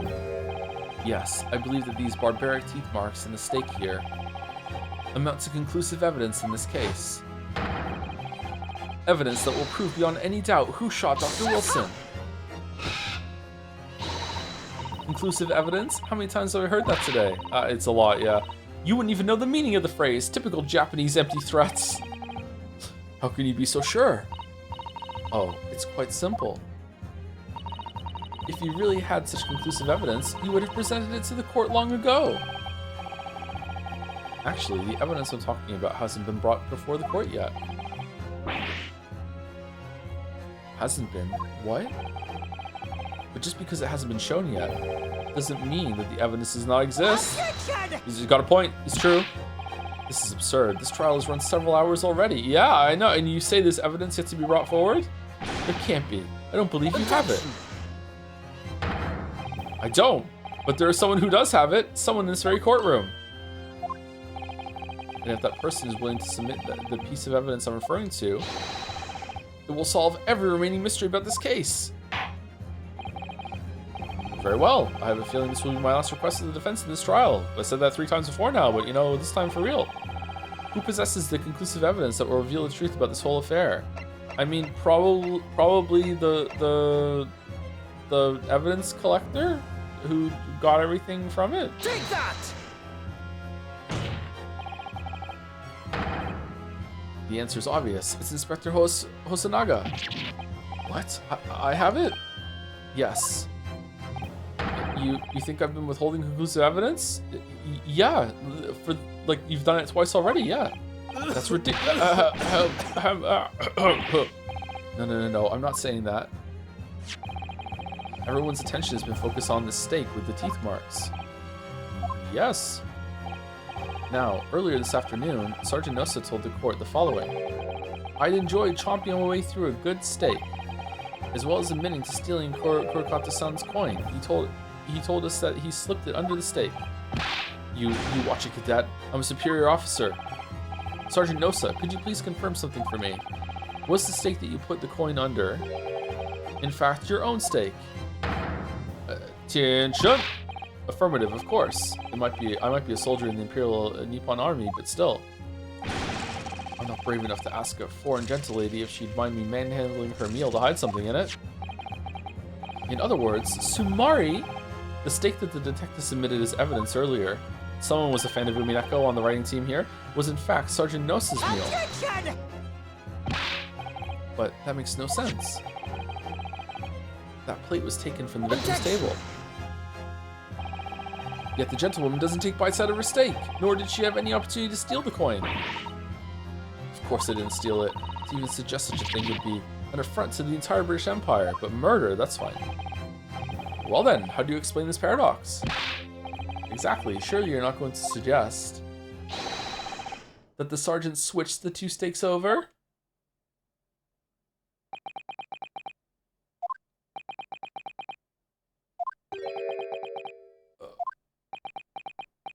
Dot. You did switch the plates? Well, after it happened, the bang, and then he just went Theresa May over there and switched the plate. When I saw the civilian had been murdered right in front of my eyes like that, I panicked. As I said, I immediately lifted my stake and hid the coin underneath it. But then, when the waiter announced that he was an undercover policeman, I thought I'd had it. If he decided to investigate my slab of meat, that'd be it. I'd be getting my marching orders. So when the cadet here was arrested and taken off to the kitchen, I seized my chance.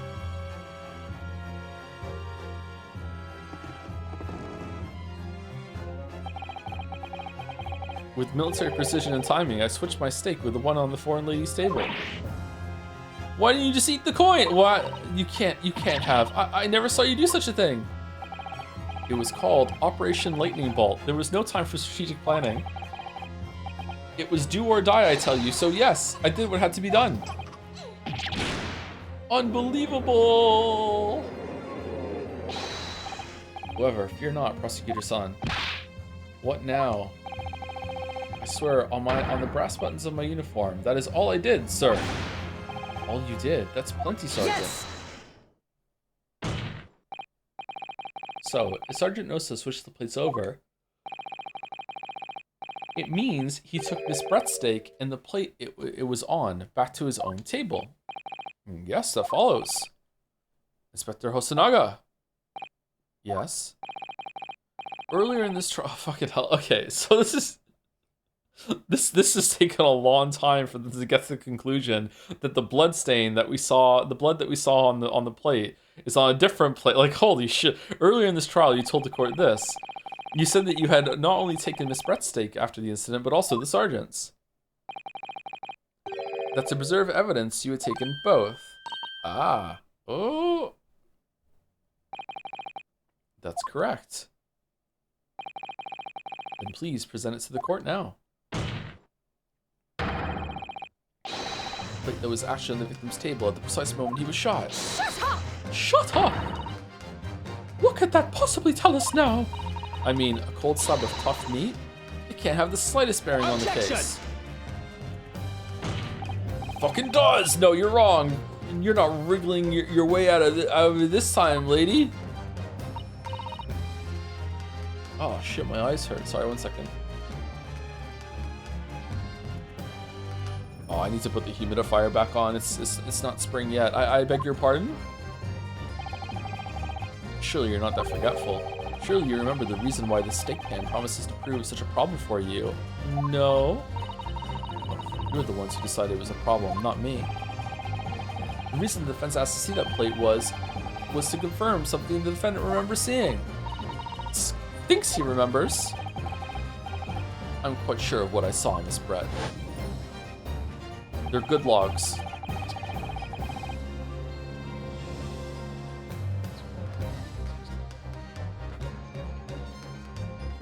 Sorry, that's a joke just for me.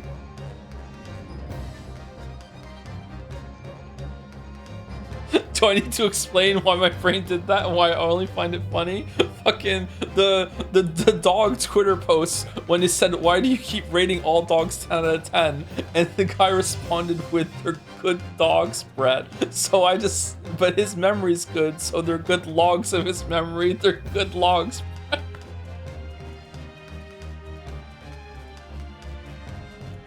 Fucking hell, what's wrong with me? On the side of the plate that was on the table directly behind Dr. Wilson, there was a clear spattering of blood from the gunshot wound to the victim's chest. You know what? +2. Alright, thanks. I believe the defense memory serves him well. And now we have the evidence to prove it. The plate you were eating from, Miss Brett. Let us not prolong this any further. Inspector, you will show the evidence to the court. Present the beefsteak and plate that was originally on the victim's table at the time of the incident. So did you like bring like a van here or something? Like, yes, sir.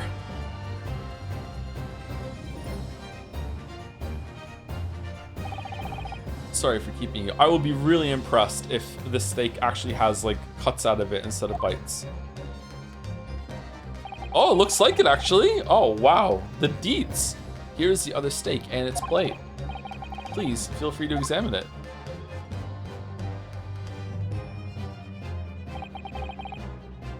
bloodstain. It's clearly visible. Look. Yes! Now this makes everything clear. The blood you can see on the side of the plate shows that at the moment the victim was shot, he was facing the table with his back to me. In other words, Sumari, you're fucked. It's impossible for Naruhodo-san to have shot the victim. Ugh. It can't be. Alright, slam dunk. We're off. Knowingly turns to Kazuma. Looks like you could get me off. In fact, there's only one person who could possibly have shot Dr. Wilson on the front.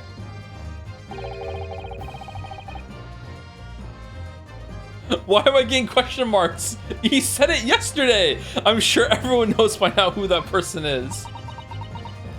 I understood that reference chatters from fucking yesterday! What kind of fucking Zoomer goldfish memories are we dealing with? That's right. Miss Giselle Brett. It's you! Ooh, the pose!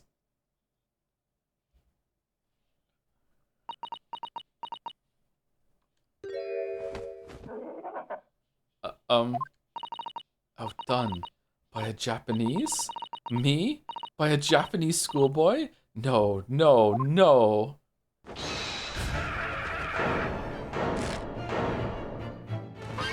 Where's the gun, battler? If I shot him, then where's the gun? Oh shit, man. The details here of all these chicks coming out must be really important. Those are her minions. They carried the gun away. Wait, what the fuck?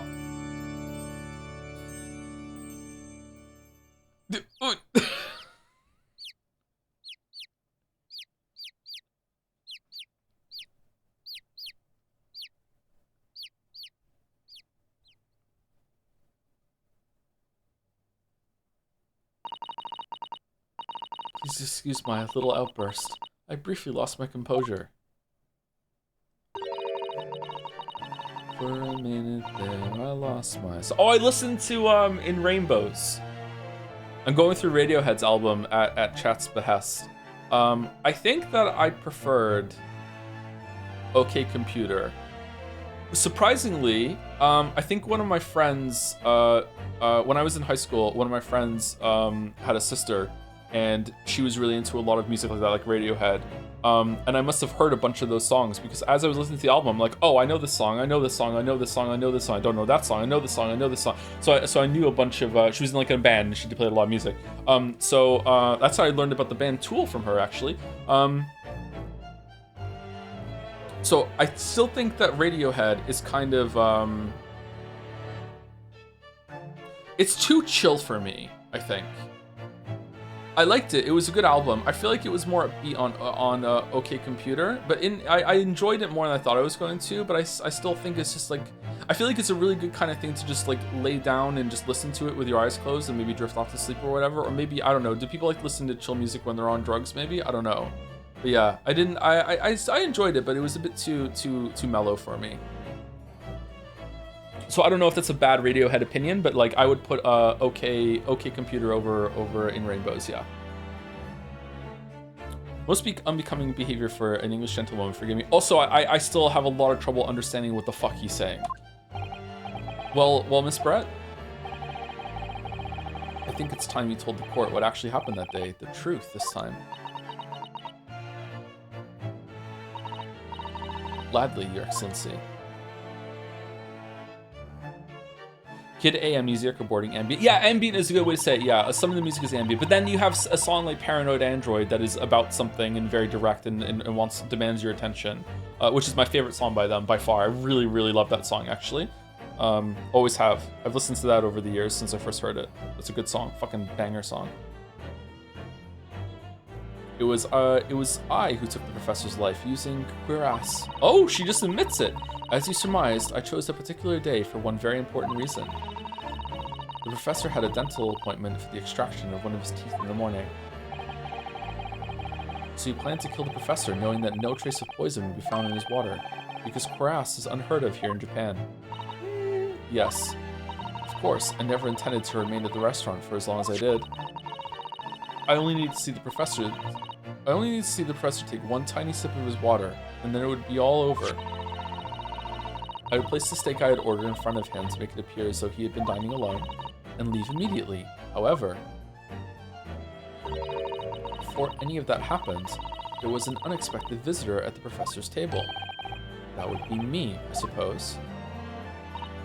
Yes, you. Who else? Okay. Oh. He's still alive!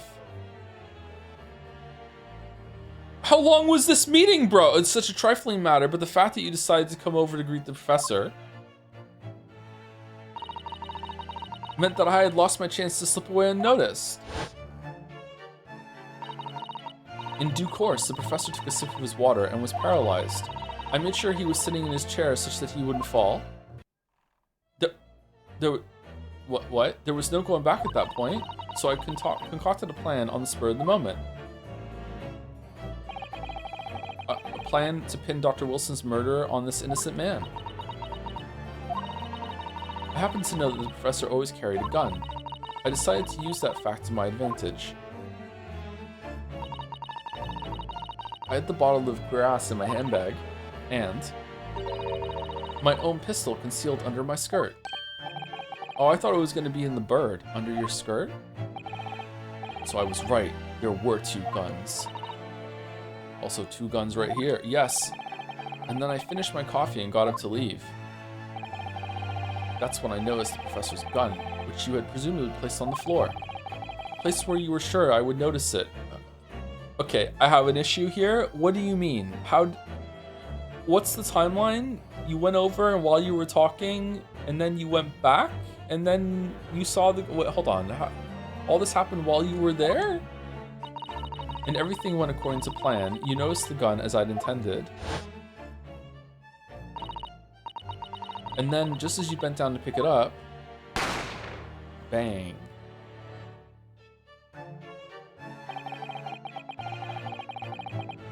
That's when you shot the professor with your own gun, even though at that point he was already dead. Naturally, the gunshot caused a commotion, at which point the waiter appeared. Obviously, I assumed Naruhodo-san was the culprit and apprehended him. I took him to the pantry that adjoins the kitchen and locked him inside. That's when I took the opportunity to turn the professor in his chair around. Because, of course, you needed to make it look like the defendant had shot Dr. Wilson from where he picked up the gun.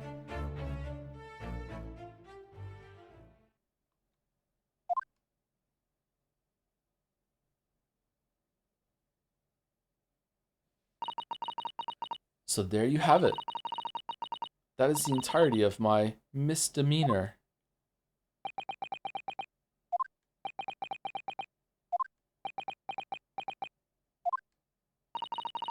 Your Excellency. Yes. I wonder. Might I speak with you in private later? I shall call on you. Thank you. Good day then, everyone. Time for tea. I hope you can forgive me, Naruhodo-san.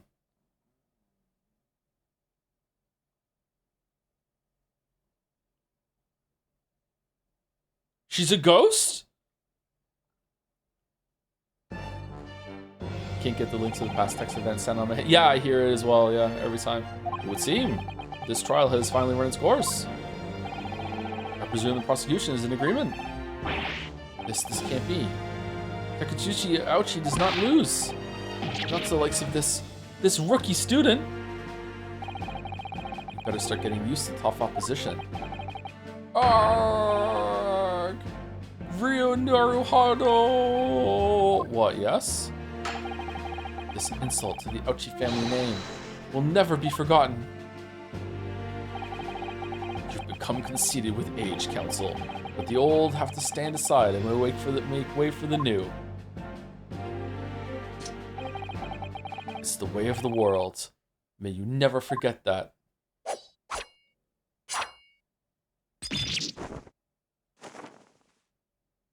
Whoa. Okay, so later there might be some sort of psychic blade attack used in a murder. because it just happened here and all the details matter. Okay, all right. 1,000 millennia may pass, and still the Ouchi clan will never measure up to the Naruhodo clan. This trial in the Supreme Court of Japan will, I believe, go down in history as the start of a new chapter in our country's judicial system. Judicial. Despite being summoned as the accused, you, Ryu Naruhodo, present an excellent case. I thank you, Your Excellency. Here, just be a lawyer. I hereby promote you. Just fuck it. You can just be one. It's fine. The use of evidence and deduction to unravel the truth is a modern methodology. Sorry. After all, it's only been a few short decades since our country opened its doors to the wider world. But the Western ideas of science are rapidly gaining acceptance here. I feel sure that science will soon bring new methods of investigation and new procedures of justice. A new future of law awaits. But what will it look like? I cannot begin to imagine. This is for the young to pursue. Kazuma Isogi. Yes. After this trial, you are set to embark on a journey of discovery to the illustrious British Empire. Learn all you can, absorb everything of the wider world that you are able to. And do not forget to fulfill the mission imposed upon you. Mission. Oh, looking at the camera, I see. I understand, Your Excellency. What was that about? Why do you look so grave all of a sudden? Ah, never mind. Are you a secret agent? Are you a spy? Are you gonna kill someone? As for you, Ryu Naruhodo, you're going with him. Oh yes? In you, I sense, how can I put it, unusual potential. I very much look forward to seeing how you carry that onwards. Thank you, Your Excellency.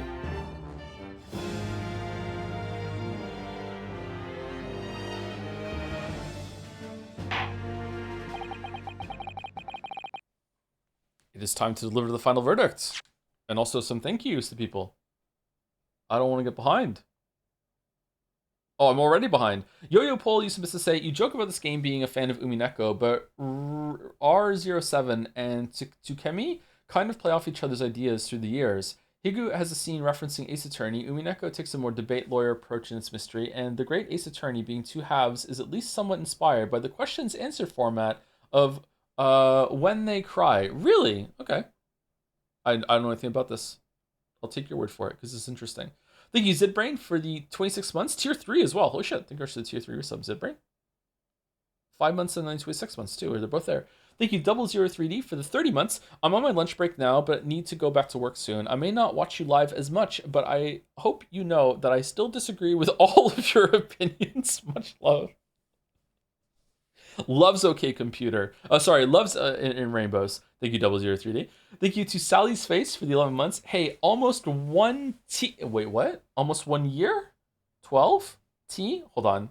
Is this a reference to something? Or was the T just added accidentally? Accidental T. The T slipped. Uh-oh. Thank you for 11 months. Thank you to Gurfion for the 2 months as well. Thank you very much.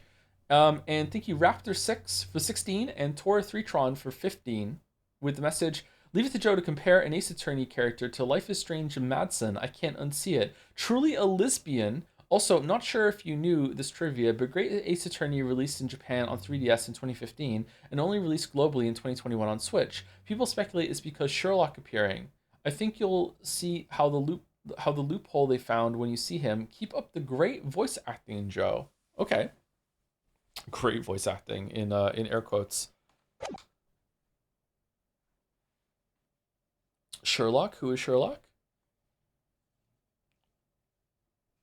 Did we throw the Bends into the ring? Unironically better than OK Bumpter. I haven't listened to the Bends yet. I've heard some of the songs on it though. I went through the track list earlier. It is time to deliver the final verdict. I hereby find the defendant, Ryu Naruhodo. Are we gonna get confetti? Not guilty. Confetti court? Confetti court? Yes! Confetti court! Cherry Blossom court. All right. Yes.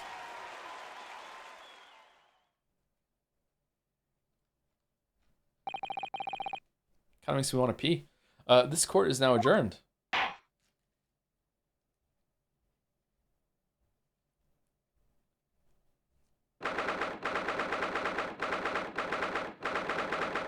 Question marks? Question mark? When you were in the Persona 3 bathroom and you would pee and he would think about the cherry blossoms. What the fuck?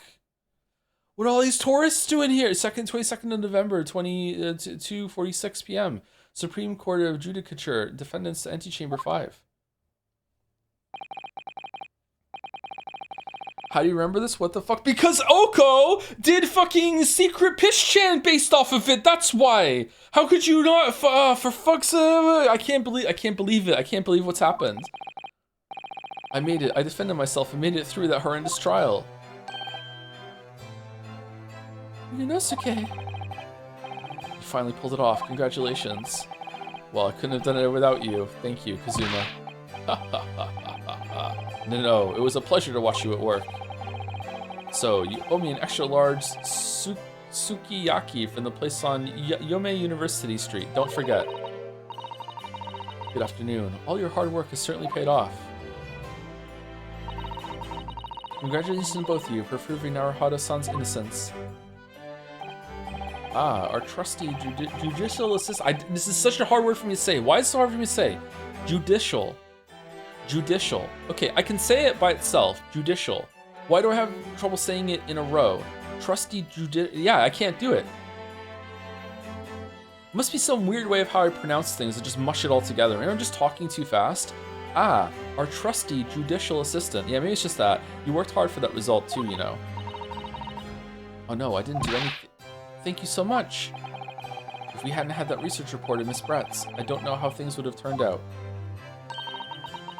Your kind words should really be for my father.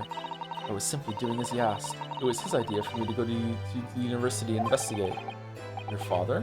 Ah, yes, of course. Can ghosts time travel? Forgive me for intruding on court proceedings, Your Excellency. Susato Mikotoba, Judicial Assistant to the Defense. Speaking of Mikotoba. Ah, there you are. I believe congratulations are in order. David Madsen, Naruhodo, you did an excellent job. Thank you, Professor. Oh no, it is I who should be thanking you, after all. Your efforts exposed the true criminal that took the life of my good friend. Good friend? The cow? Oh yes, you mentioned that before. It was you who actually invited Dr. Wilson to Yoma University, wasn't it? Yes, that's right. Is Herlock going to be like really upset about Wilson being dead or no? Professor Mikotoba studied overseas himself. He went to study forensic medicine in Great Britain. Presumably, that's when you met Dr. Wilson? Maybe he's not even dead. Maybe this whole thing was just a bit to test how the Japanese would handle a crime or some shit. Like, who knows? He's just gonna walk out. He's like, I'm fine. Exactly. In those days, we worked together in the same hospital. Oh, you worked together? Together. Ah. I never heard you mention that before. Well, it was a long time ago now. Besides, it's your turn, Sogi. Great Britain is a magnificent country. It leads the world. Yeah, it has to. In science, medicine, engineering, culture, and of course, in law. And also stolen artifact. Watch and learn, my boy. See what's happening in the world's largest melting pot. I will. I'll learn all that I can. I swear on this, the spirit of the Asogi clan. You're not taking that sword to Great Britain, are you? Yeah, of course, yeah. Of course I am. The Japanese man's katana is his soul. This blade shows me where I need to go. Cuts down anything that's in my way. Yes, I've definitely seen how sharp it is already with my own eyes. Yeah, but it's just gonna shatter on a British broadsword as soon as you go to duel. Like, what are you talking about? Just pieces going everywhere, bro. It's not gonna do shit. That reminds me, what's happened to the woman? Giselle Brett, I mean? After all, she's guilty of murder. Ah, yes, her. Oh, you got a license for that, sir. Nice. It's not easy to tell you this, but what do you mean? Surely she's going to face trial herself now. She's the true culprit after all. No, she got off. For sure. She will be leaving Japan in the very near future. For Shanghai. What? Shanghai? To kill someone else? Giselle Brett will not appear in court again in this country. I'm certain of that. What? But why not? It's a matter of consular jurisdiction. Inspector Hosonaga? It was a hard-fought battle in the courtroom today. Very impressive to watch. I must congratulate... But what's all this about consular jurisdiction? We cannot try this particular foreigner for her crimes here in Japan. What? We can't try her? But then who? Who's going to bring her to justice? A British consular court will hear her case, somewhere far away, where our voices can't be heard. But why a consular court? Consular court? Professor, I simply don't understand. I thought consular courts were a thing of the past now that we've signed the Friendship Treaty. The Friendship Treaty. Yes, in normal circumstances, you're right. Then, so long as this is not a serious incident of a highly political nature to our respective governments, they can't invoke a consular court just like that. Oh, can't they? Yes, she's a student, but it doesn't justify our governments making secret agreements about her fate, does it? She's also a princess. Something strange is going on. So Miss Brett can't be held accountable for her actions here in Japan? I'm afraid that for the young student, today's trial was nothing more than a game all along. There was never any danger of comeuppance for her. I don't believe it. The British government's Foreign Affairs Ministry has demanded that we hand over custody of Miss Brett. They're obviously taking this case of a foreign student committing murder very seriously. Sure. It's all going to change from now on. We can make it change. So that means she can come back later? That's good. This is a time of great turmoil, this new era heralded by the start of the 20th century. One day, I have no doubt, that woman will receive the judgment she deserves. Yes, change is coming, and we're the ones driving it. Well, I think that's enough seriousness for now. This evening calls for a celebratory drink. But Professor... You're right. This is no time for gloomy faces. We should be celebrating Ryu's not guilty verdict. Let's start having some fun.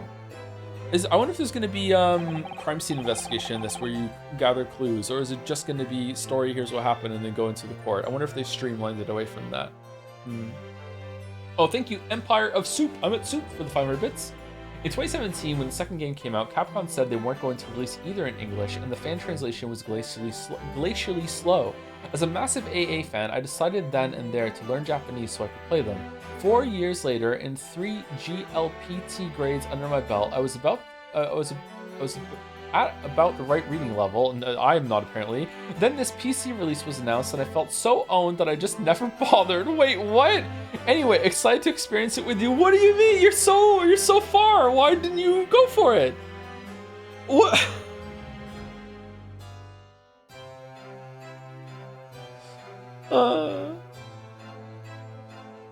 Yeah, congratulations.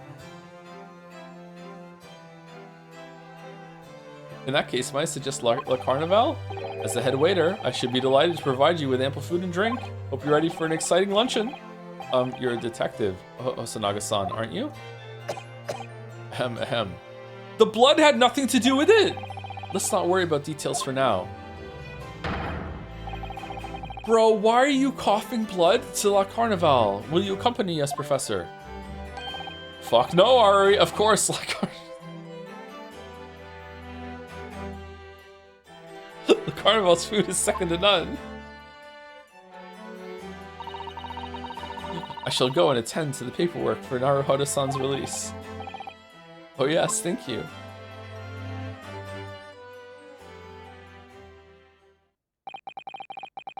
So Gisela Brett won't be tried here. Consumption? Why is it called consumption? Because it consumes you, or what? Why? I don't. I've heard it before, that term before, but I never looked up why is it called that. I suppose it means I'll never know. I'll never find out why she killed Dr. Wilson. For the lulz. Kazuma. Yes, Ryo?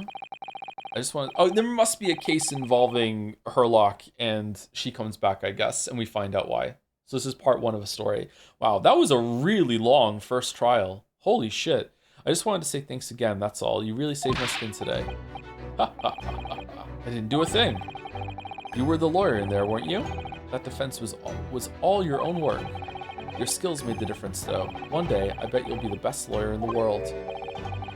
I'm not so sure about that.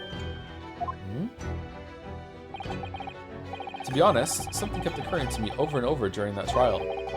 I couldn't help thinking that maybe you're the one destined to become a great lawyer, not me. What? Come on, be serious.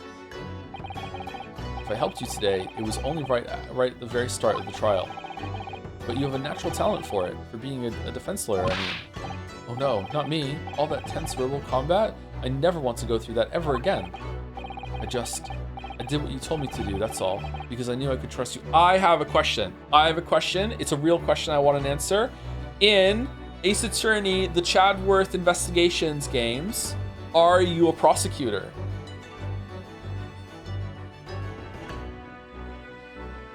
Yes? Really? Oh, that's really interesting. Oh, cool. So you get to be the other side of the courtroom. Oh, neat. Okay. We should do those next. Like in 2029. That's the point. Sorry? What do you mean, that's the point? Listen, Rio. Do you know that the most crucial weapon is that any lawyer... Do you know what the most crucial weapon is that any lawyer needs to in order to win? Knowledge of the law? Fuck though. No. The ability to believe. What do you mean? To believe? To believe what? A defense lawyer has to fight for his clients. He has to believe in them at all times. Like you believed in me when I said I didn't do it. I'm human, just like you. I don't have some superhuman ability to know the truth. But you have to make a choice about what to believe in and stick to it when you're defending someone. Sometimes in the courtroom, you can really be backed into a corner, but being able to remain faithful to what you chose to believe in even then, well, that's not something that anyone can do. It takes a special kind of person. Believing in your client. That's great until it turns out they're guilty. Just look at today's trial. I'm a student lawyer with precious little real experience, but you never stop believing in me. Well, you face seemingly hopeless situations time and again, but you never stop looking for the truth. And in the end, you found it, through your own efforts, because you never stopped believing in me. Journey. Thanks, Kazuma.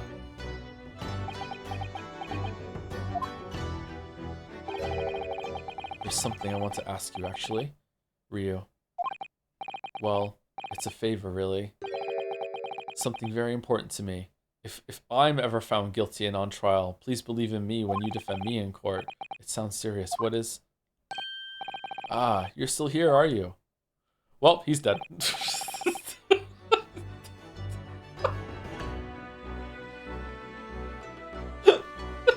Oh, Inspector Osanaga.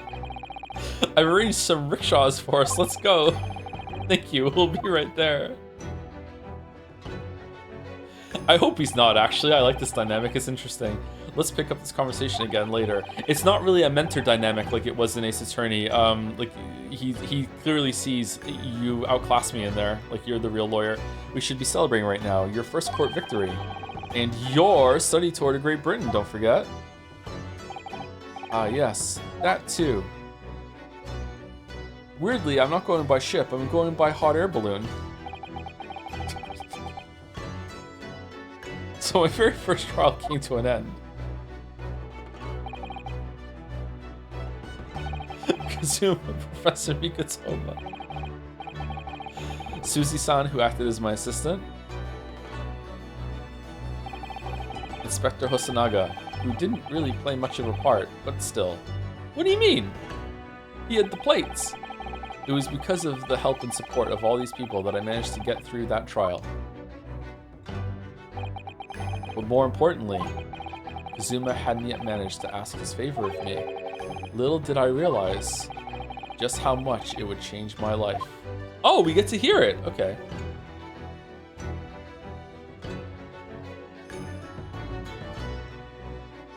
And oh, it was a short game. Why is the achievement in the top left instead of the bottom right? Save your progress. Ryu wears an arm guard for archery, which represents training, not mastery yet, while Kazuma carries a katana, which represents strength and confidence. This chat message represents that you're a fucking weeb. Sorry. That is an interesting detail, but I had to do the talk.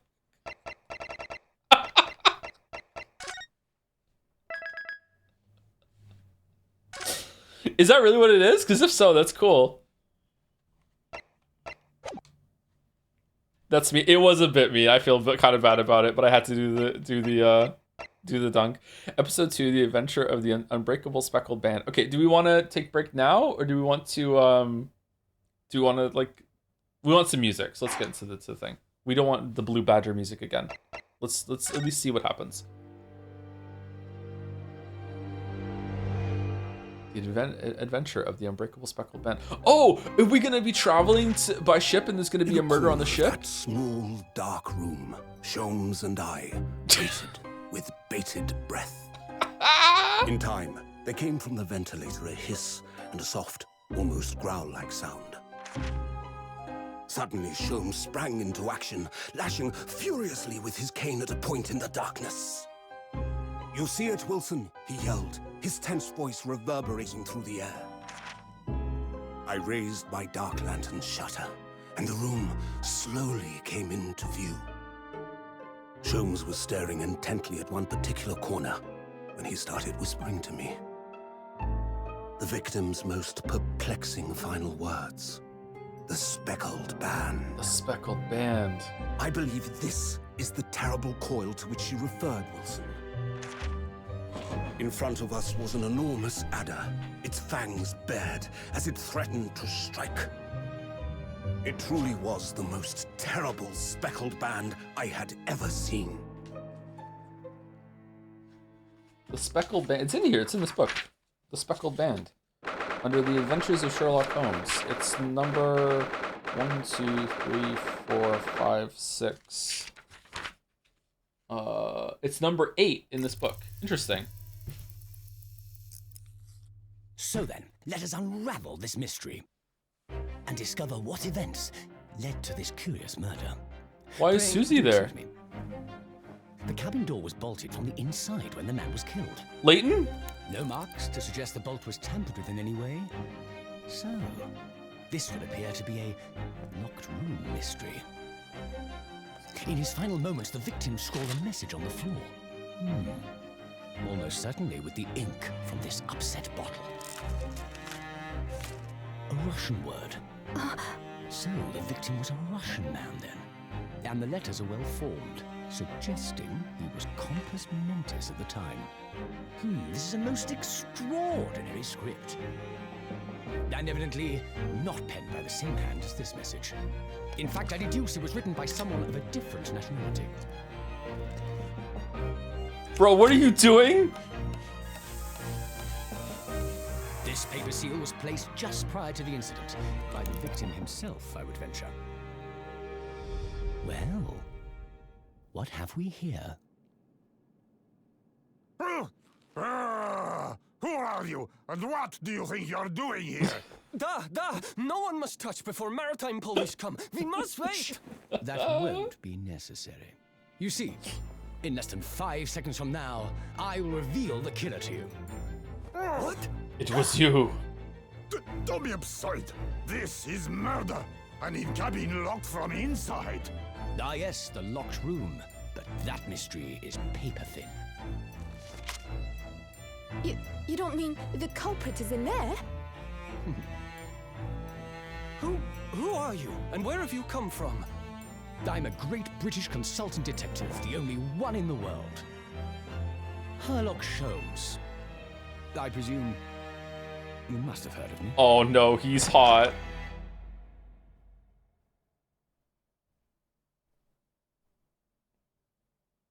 That was a good intro. I enjoyed that. This is my kind of stupid bullshit. Ugh, my head is throbbing. What's going on? Zelda sound. Something's not right here. There's trouble in the air.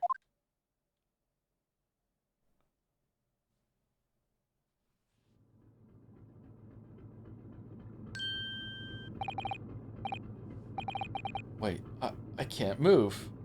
Wait, we're in the room where the locked room murder happened. What? Okay, do we just constantly get fucking framed for murder and have to defend ourselves? Not again. What do you mean? Why am I in handcuffs? Kazuma's idea? So you wake up now,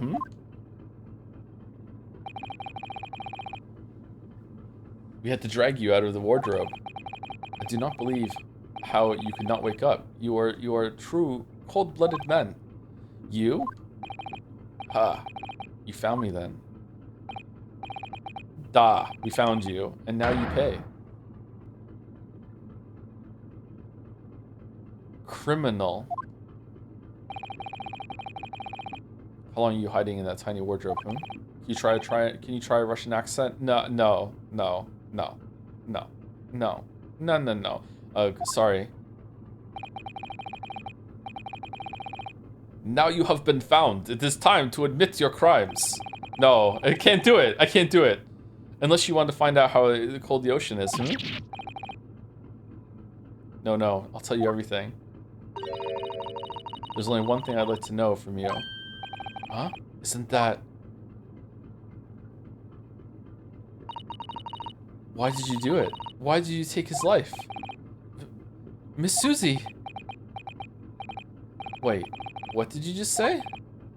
Take his life?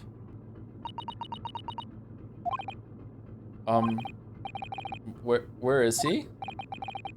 Where's Kazuma? It's Kazuma? Waifu, no! You pretend you do not know? You are a wolf in the sheep's pelt. I'm Von Kam. You are the killer. Do not try to make excuses. What? Kazuma-sama's body was discovered not long ago.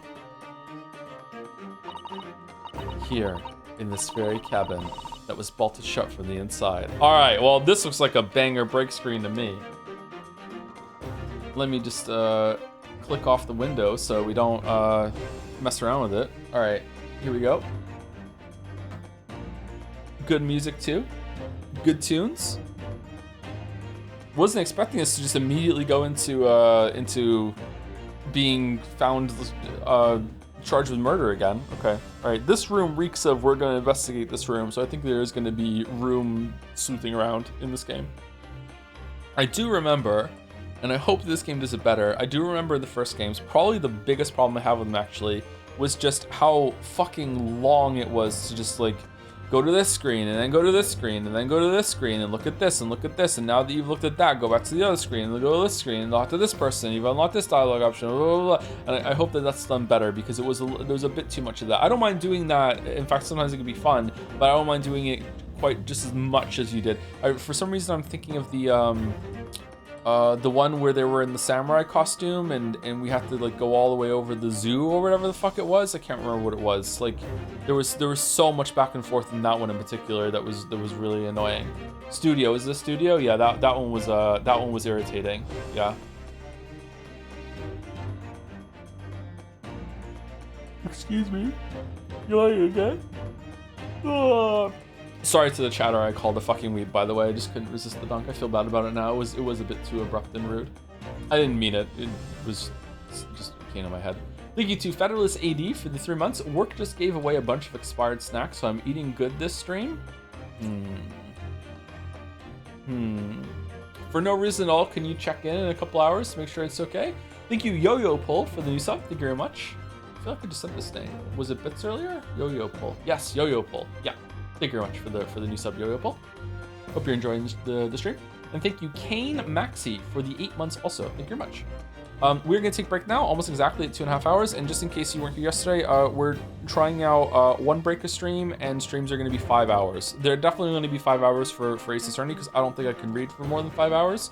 But 5 hours might be the format going forward. And I might just add another stream day, so it's the same amount of streaming, but it's going to be less. I feel like that will be a more manageable time slot for me. That will make more sense, I guess. I don't know. But yeah, let's see how it goes. Anyway, be right back. 5 minutes.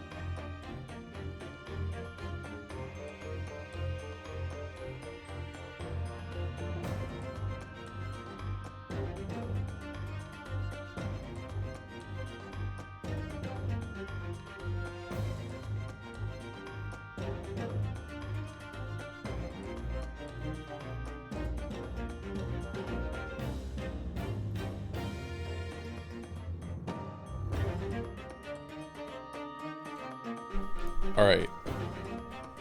Is the chandelier gone? Can you hear me? This game interacts with my windows in an unexpected way, so it makes me think that my hotkeys don't always work. It's the Thinker. Actually, can you even see the mouse on the... You can't see the mouse on the screen, can you? Never mind.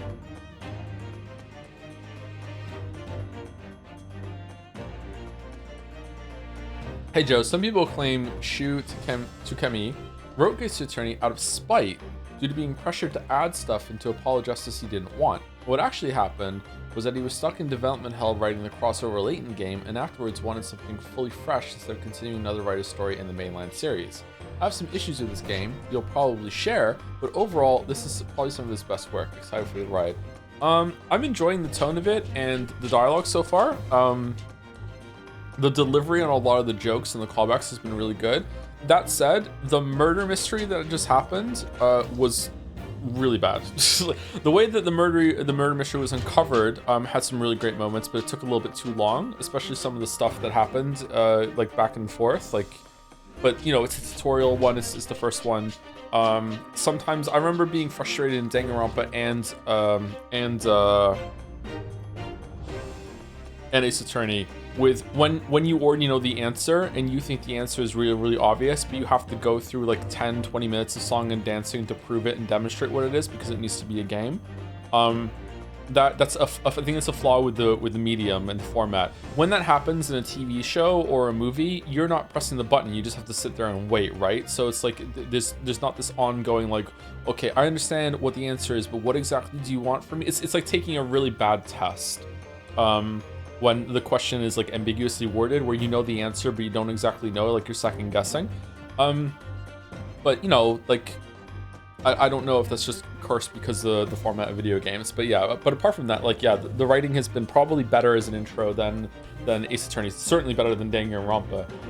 But yeah, the mystery that we just went through was not very good. But the mystery, the tutorial case in the first one wasn't very good either, if I remember correctly. It was really obvious what was going on and you just still have to go through it.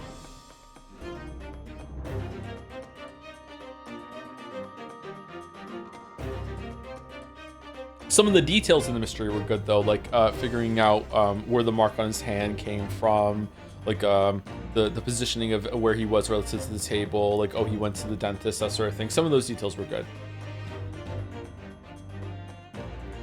Anyway, let us continue. Here in this very cabin that was bolted shut from the inside. His body? Please. Do not try to tell us you were doing this terrible thing in your sleep. Kazuma's dead? Da. But he can't be. And he's handcuffed. Surely you don't think I have to know. Why did you take Kazuma-sama's life? Answer me, please. Why do you think we did? No. No.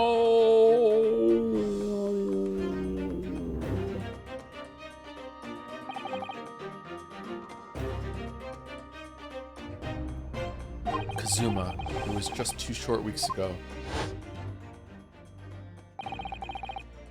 Are you sure about this? Won't we get in trouble? He has one animation. Don't you find it being fun being a stowaway? Besides, how else could you come to England with me to study? Is that why we were in the closet? We're just sleeping in the closet while Kazuma's just living it up on the boat? It was really something else when they brought your luggage in here earlier, though. The way that Russian crewman just tossed your traveling case onto the floor. I thought I was going to die. Yes, I still can't quite believe that. Shlomo seems to be in pretty high spirits for just losing his Watson. I really didn't think you'd be able to fit inside my trunk. By the way, isn't someone in... I'm sure I've seen a comment about this in chat at some point in the past, but I can't remember the details. Wasn't Sherlock Holmes in the Creative Commons at this point, or was this right at the end of that? Like, that was... In my lifetime, anyone could write a Sherlock Holmes story now. Not completely. It was right at the end, was it? Not every story. Oh, it loses copyright sequentially.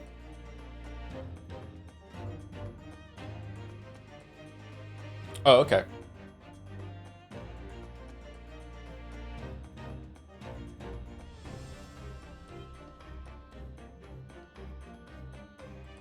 Are you that one guy that goes, "Hey, it's me, I'm Joseph Anderson"? Yeah. No, I don't think I've ever said that. No. I sometimes say ironically, "Hey, it's me, your boy Jay Andy," or something like that. It is my catchphrase. Yeah, it is. Yeah. I really didn't think you'd be able to fit inside my trunk. Wait, what? You must be even less of a man than you look. Hey, honestly, I thought I'd broken every bone in my body. Well, it's about 50 days until we dock in Great Britain. But if you confine yourself to my cabin here, I don't expect anyone will discover you. Ugh, I hope not. I get the feeling those Russians wouldn't be very forgiving of a stowaway. They're a sturdy bunch, that's for sure. What I want to know is, why do we need to keep it a secret from the young lady? From our faithful judicial assistant Mikotoba, you mean? How come she gets to go and we don't? Why can't we just say we all want to go? What is the secrecy? From your close friend, more to the point. Surely we could confide in her, couldn't we? I don't believe she'd give me away. No, but if she knew what we'd done, that would make her guilty by association. And that would be rude, and we don't want to be rude. It's best that only you and I know about this. I suppose so. I just really hope that I don't get murdered on the ship and then it's just like, whoops, you're here. That would be really hard to explain. But don't worry, it won't happen. I have no plans about getting murdered. Anyway, it's about the time that the steward is supposed to come and clean the cabin.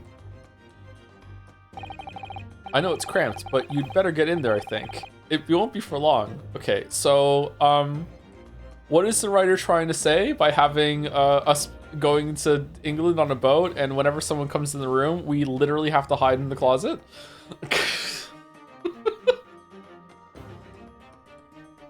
Is this also brat text? But anyway, compared to hiding inside my traveling case, it'll be a breeze. Yes, but what if the steward decides to open the wardrobe for some reason? Then I'll be in for it. Stop worrying.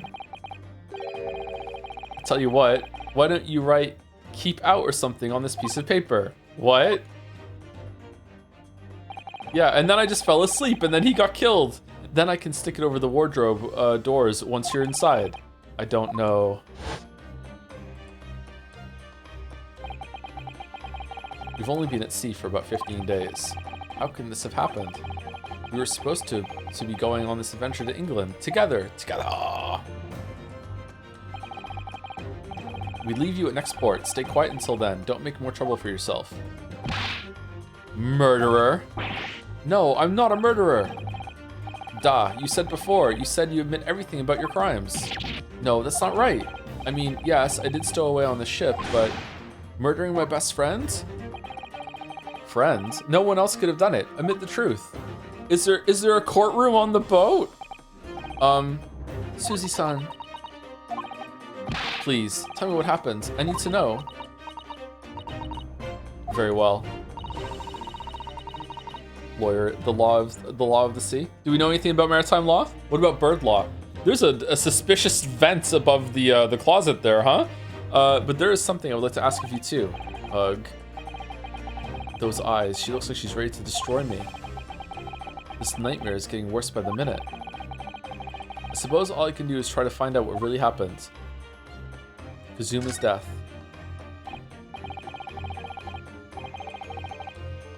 He really has been killed, hasn't he? This isn't just a bad dream?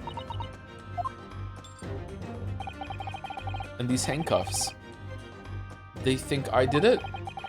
They think I'm Kazuma's killer? When they found him, the cabin was locked from the inside. What do you mean? There's no access to the cabin via a porthole window, and the bolt on the door can't be operated from the outside unless you had a really strong magnet and you use the magnet to like draw the bolt across and then it's done. You could do it with a magnet. In other words, sumari, after the crime, the culprit couldn't have escaped these four walls. What? Maybe he killed himself, or put it another way, sumari, the culprit can only have been somebody inside this cabin. Or do you have some other explanation? Ghost. This is impossible. How did he die then? What happened exactly? Are you still going to deny the charge, even despite the circumstances? Please, Susie-san, you have to tell me. Can I get a fan art fast pass for Center? Yeah, sure. The cause of death is still undetermined. They don't know how he died. The ship's doctor is examining the body, but of course, he has no post-mortem analysis experience. I don't suppose we shall learn more until an expert has been consulted on our next port of call. So presumably that means there were no obvious external signs of injury then. That's true, yes. About the incident.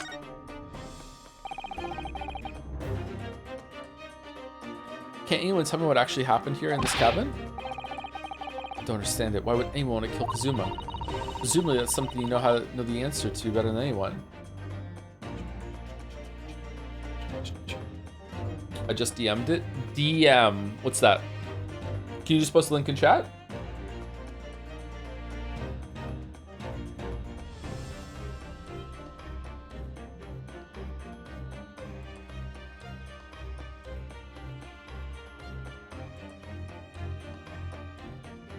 All right, I got it.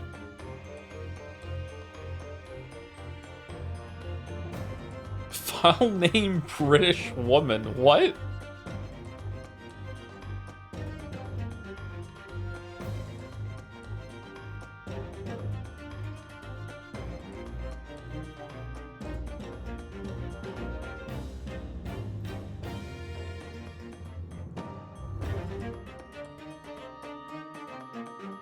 Okay, 1 second.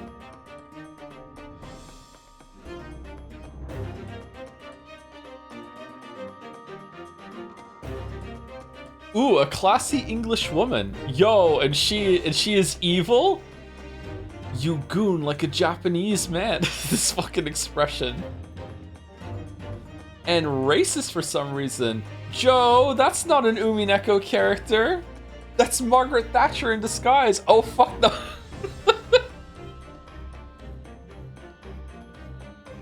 I do hate Margaret Thatcher, as is tradition. Yes, of course.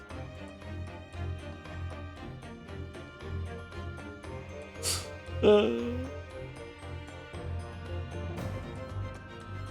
do like evil women. That's true. That is true. This is a character trait. The swan looking all evil too at the end there.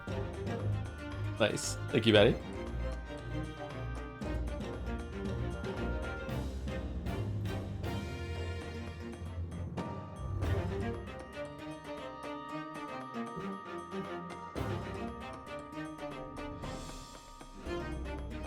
Presumably that's something you know the answer to better than anyone. Please, whatever you say, you were here in the cabin after all. Well, yes I was, but... He would always wake up before dawn and do his training first thing in the morning.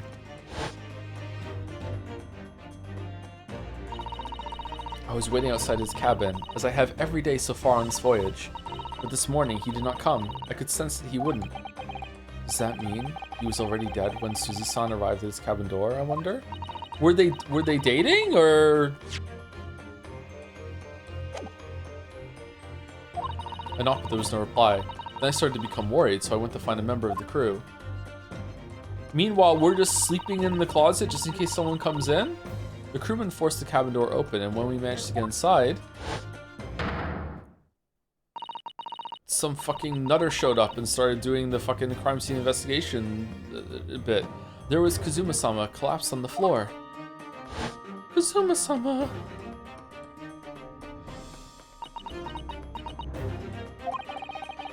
And the white tape there now shows exactly where he was found, I suppose. I had no idea anything had happened. I must have been asleep in the wardrobe somehow. I wish it wasn't the case, but that's just very hard to believe. This is all very hard to believe for me too, trust me. Now I've told you everything that I know, so it's my turn to ask you a question. Yes, alright. My head feels so heavy. It's still throbbing like anything. Were we drugged, or...? Stowaway. Why are you even on board this ship, Naruhodo-san? You said something before about being a stowaway, didn't you?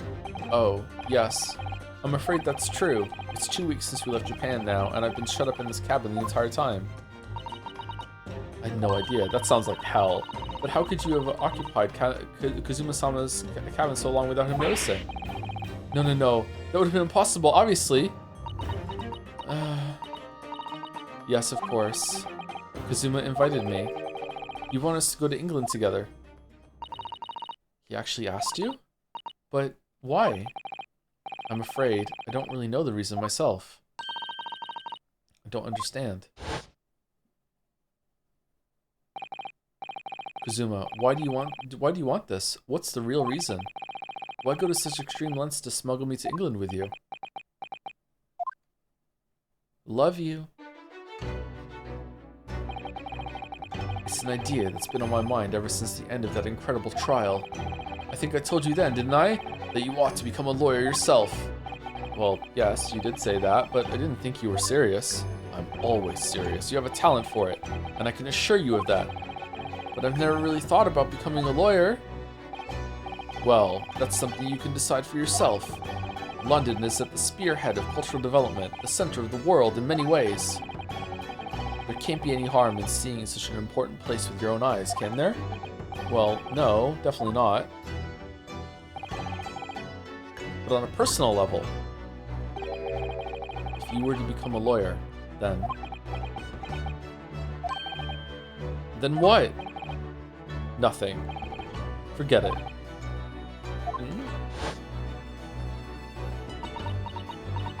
Vague posting king?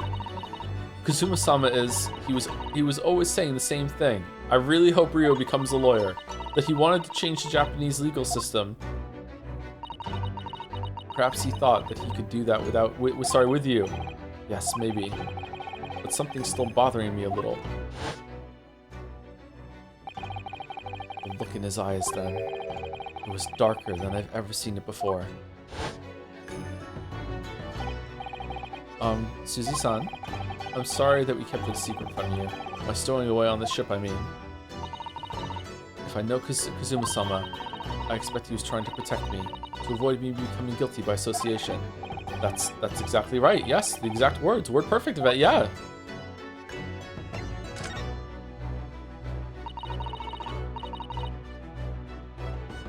If you're not the culprit, then tell me. What happened last night here in this cabin? Oh, you don't want to know. Well, the thing is, I don't really remember. Kazuma brought me something to eat, just like he always did. And then I got myself into that wardrobe over there, just like I always did. What do you mean? Why? They could just lock the door. Why are you sleeping in the wardrobe? After that, this is the fucking Charlie work. What did we do? Fell asleep? Well, yes. So deeply you didn't even stir when Kazuma-sama was killed? Well, yes. I know it sounds unbelievable. Really, I do. But it's the truth. If only I'd woken up, then perhaps I wouldn't be in this predicament. And for some reason, my head's still throbbing like anything. Really?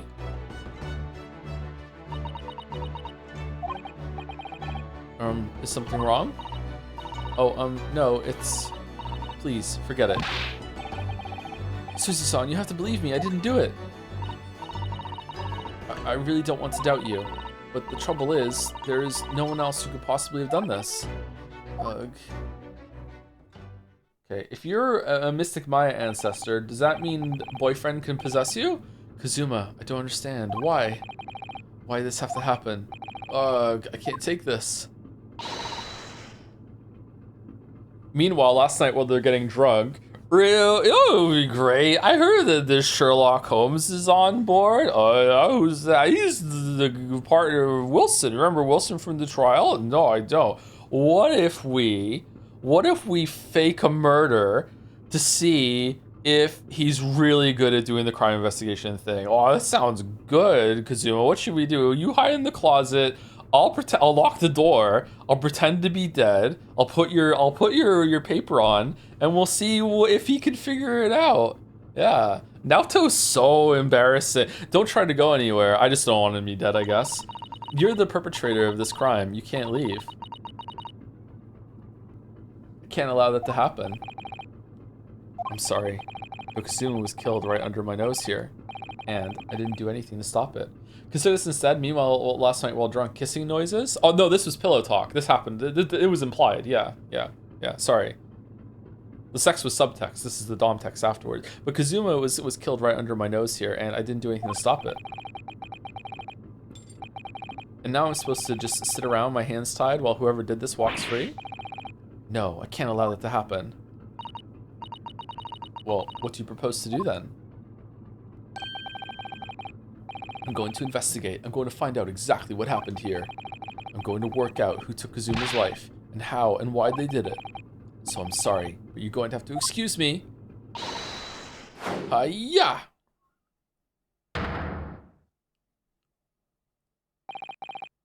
What the? That was a Susato takedown. A Susato what? What martial art form is that? I'm going to need you to prove it. Sorry, prove it? Yes, your innocence. I need evidence. But how am I supposed to? Have you forgotten already? What you achieved just a few weeks ago? You successfully defended yourself in a court of law. Have you forgotten it? And then I just killed him? What are you crazy? Ah, I see. She's expecting me to present some conclusive evidence. I have to get Suzy-san to believe me. I'll show her some evidence right now that proves I'm not guilty of this awful crime. I'm a student! Yes! Alright then. How about this? That you can't trick me with something irrelevant like that. Oh, I better try to come up with something more convincing. Otherwise, I get the feeling she's throwing me on the floor all over again. The way you're looking at me, I think perhaps I didn't throw you hard enough. No. It was definitely hard enough. Let me show you something else. I have to get Susato-san to believe me. I'll show her some evidence right now. Proves I'm not guilty of this off crime. Oh yeah, like how was the paper seal on the wardrobe if he's also the killer? Kazuma would say it's a locked wardrobe inside a locked room. Kazuma would stick this over. I almost said like a high tier Umineko spoiler. Holy shit. Like the Umineko spoiler. Oh my fucking god. Kazuma would stick this over the doors of the wardrobe for me. It says keep out in Japanese, so I'm not sure the Russian crew can actually read it.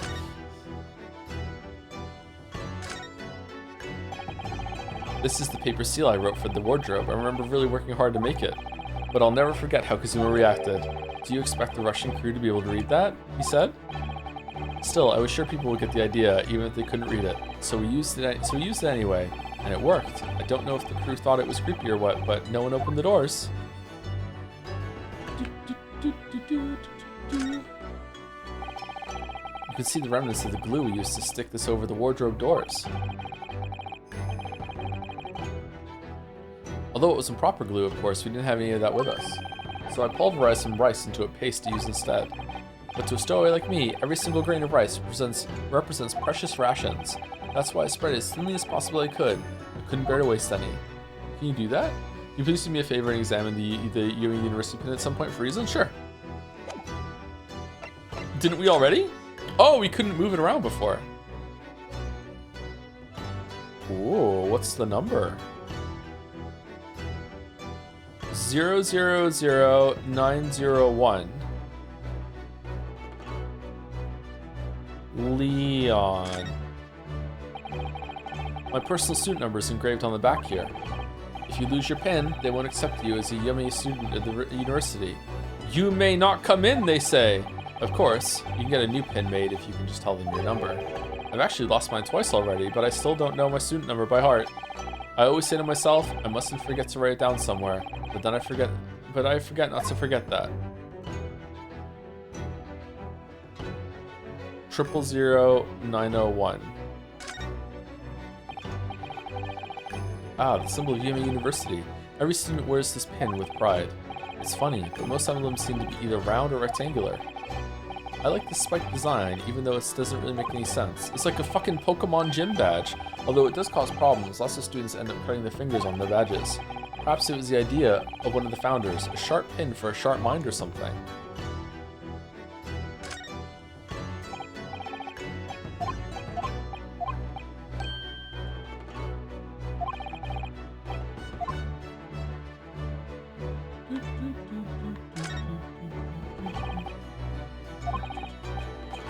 Okay. Anything else to inspect, or is that it?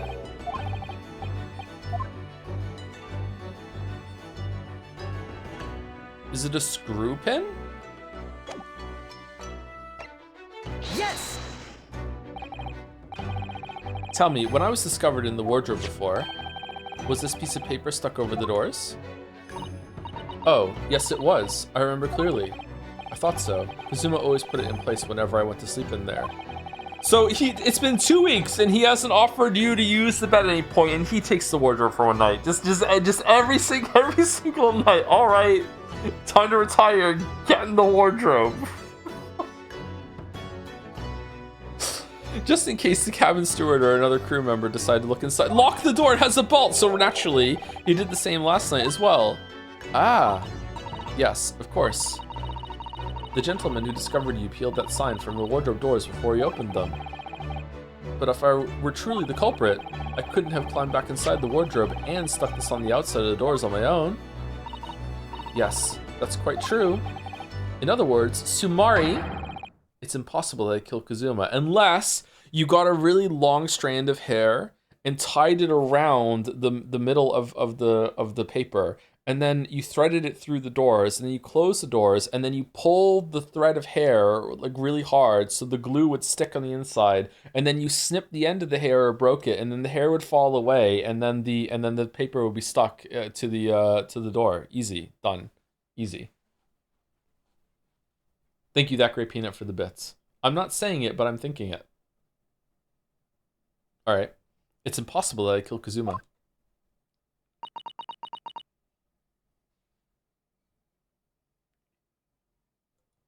Oh god. Okay, I'll be real. I genuinely think Kazuma was waiting for Ryu to ask him to share his bed with him by forcing him into the closet where no sane person would be able to handle sleeping in more than 5 minutes, but Ryu just said, okay, yay. And then just didn't want to be the one to break first. Interesting. Man, I smell a fanfic. Well, even if you are sprawled hopelessly on the floor, there was only one bed. You sleep on the floor more than sleeping in the wardrobe, chatter. What the fu- I can see why Kazuma-san thought so highly of you. Thank you, Suzy-san. Now, do you think perhaps you could help me up?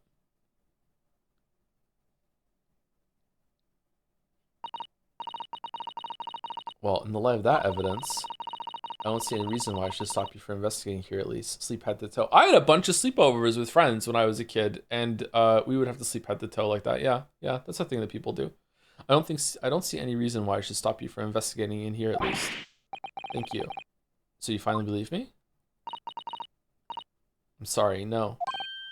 What? I'm not sure yet. I can't rule out the possibility that you used some sort of conjuring trick to put the sign back in position. Exactly, yeah. What do you think I am, a magician?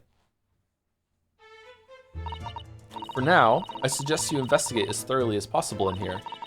I'll do the same. All right, let's get to work, Suzy-san. Please don't misunderstand me. I still have my doubts. Oh. I should be watching you, so make sure you do nothing that might disturb the crime scene. I wouldn't want you using your conjuring tricks to destroy evidence, for example. Right. Well, anyway, I should make a start on investigating in here. Examine everything I can. Kazuma, I swear, I will avenge your death. Interesting. Oh, that does not bode well. Court record.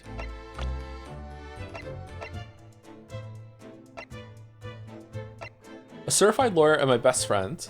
He was on his way to London for a study tour when he was taken from this world. A judicial assistant who was traveling with Kazuma to London for a study tour. She's the epitome of a refined Japanese lady. She's only 16? Really? I thought she was the same age as us. Holy shit. Examine.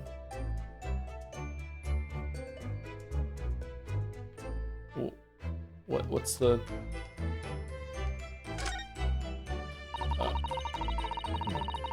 This is where dear Kazuma-sama would have sat whenever he was writing.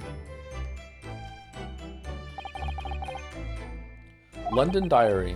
Poor Kazuma. He didn't even make it to his destination. It looks as though the last entry is incomplete. Which means, what? He was in the middle of writing it when the incident happened? So he pretended to go to bed so I would go in the wardrobe so he could have some time to himself? Let's see what it says. It could be a valuable clue. Hiya! That's out of the question. What? Kazuma-sama may have departed this world, but you must not read his private thoughts. But what if it's something important, something relevant to the case? Alright, I won't read it. Poor Kazuma-sama. I don't like prying into people's personal matters either. But in this case, isn't the need for clues more important?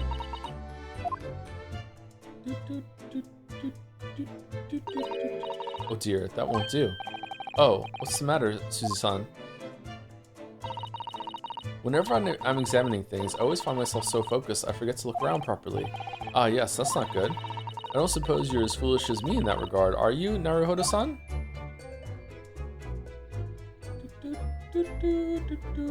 Yeah, how do you do that? I'm sure you're careful to look around. So D-pad when it's on there. Okay, so left stick to go to the edge and then D-pad to move. Okay. Now, let's investigate all corners of this cabin. Yes, let's do that. I suppose my field of vision has been rather small until now. Can I go up too? No.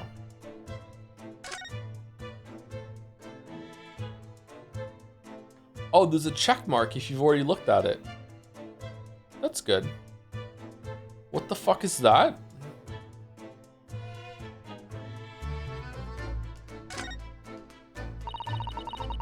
I think it's some kind of opening for a ventilator. A hole through which fresh air can circulate into the cabin. Isn't that a little odd? What do you mean?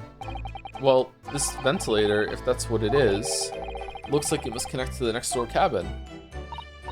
Yes, it would appear to. You're right. But if its purpose is to allow fresh air into the room, surely it should be connected to the outside. That's true. Perhaps it's so that rain and spray don't find their way in when the seas are rough or something like that. I suppose. Maybe that's it. I wonder how he died. This is, yes, it's a bell cord contraption, I think. What do you mean, contraption? Can you fit a shot put ball through that tube? Even if it says that we can't when we investigate it, it could be a lie. I read about it in a book I was studying that talked about life in Great Britain. Large households often have bell cords like this, which you can pull to ring a bell to summon servants. Really? That sounds almost magical. Shall we give it a little try? Yes! In the interests of cultural research, obviously.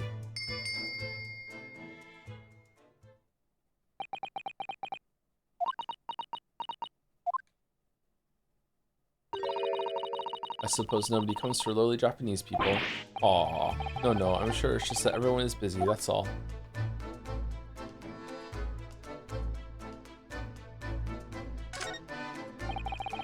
Investigate thoroughly, but I can't find anything out of place. Okay, so we can only look at things when the cursor changes. Which makes sense, but I just wanted to test it. Let's go left to right. It's some 2 weeks since we set sail from Japan.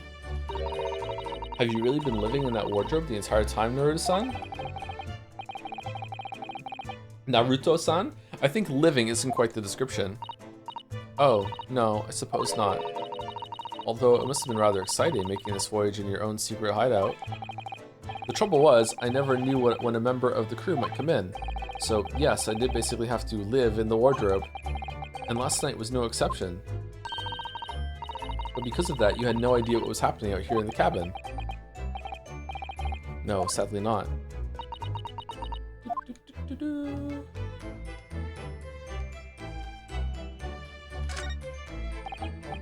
Did Kazuma write that before he died? It looks like it's written in ink. He must have knocked the ink pot from the desk when he collapsed on the floor.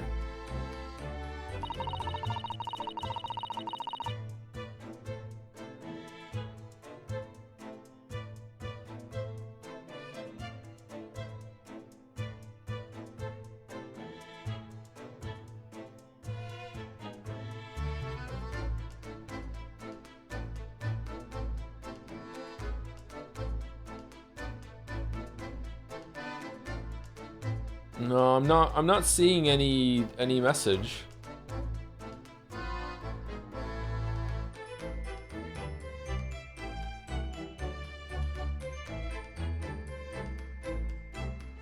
Huh, okay. I suppose he wrote this message by dipping his finger in the spillage. Poor Kazuma-sama. No doubt he was in terrible pain. It's almost unbearable to imagine it. I suppose he was trying to leave some kind of clue in his final moments, was he? I'm sorry, partner, but I can't read your writing.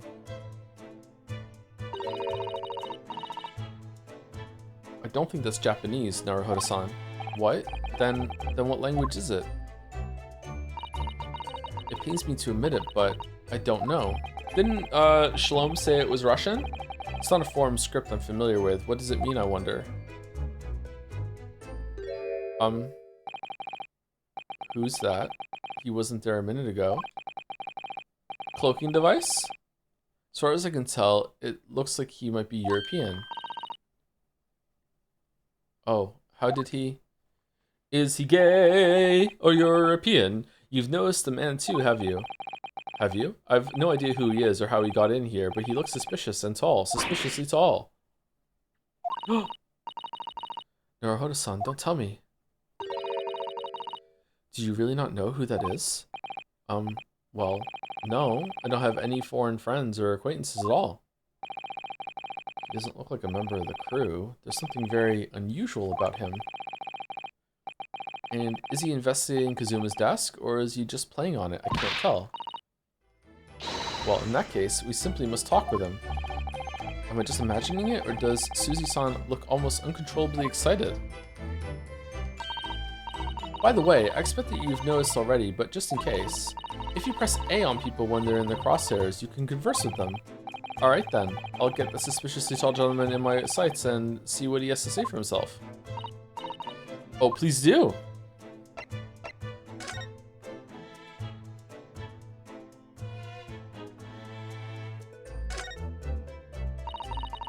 That's a very large traveling case, isn't it?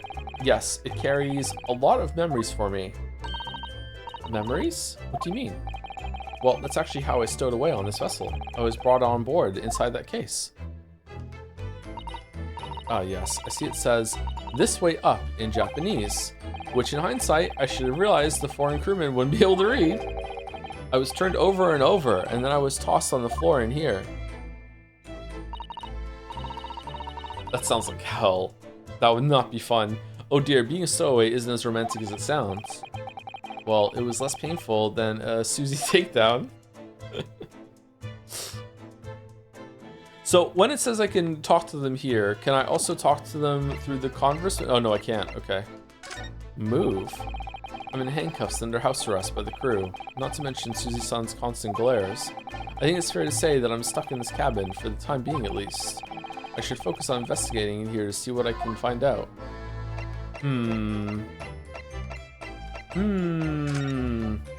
That does not bode well for the investigating part of the game. More than one location? What do you think this is? It looks like a broken piece of glassware. It looks like a bell? Or is it a cup? Whatever the thing was, it appears to have broken clean in two.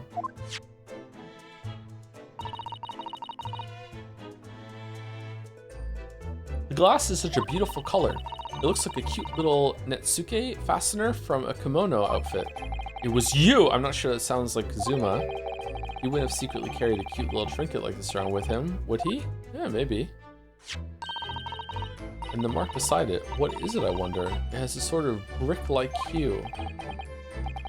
Yes, you're right, it is the color of brick, isn't it? Even though I don't see anything of the same color anywhere else in the cabin. Huh.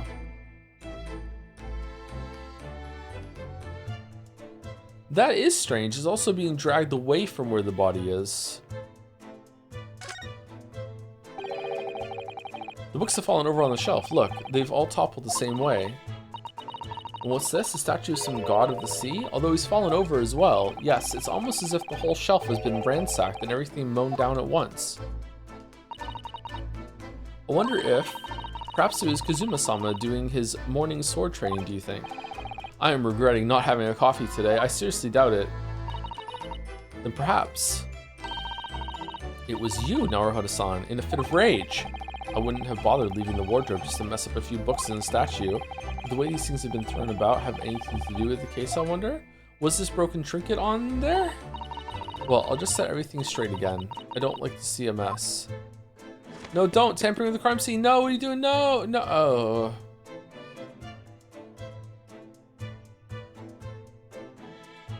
Damn. All the blood must be in his head by now.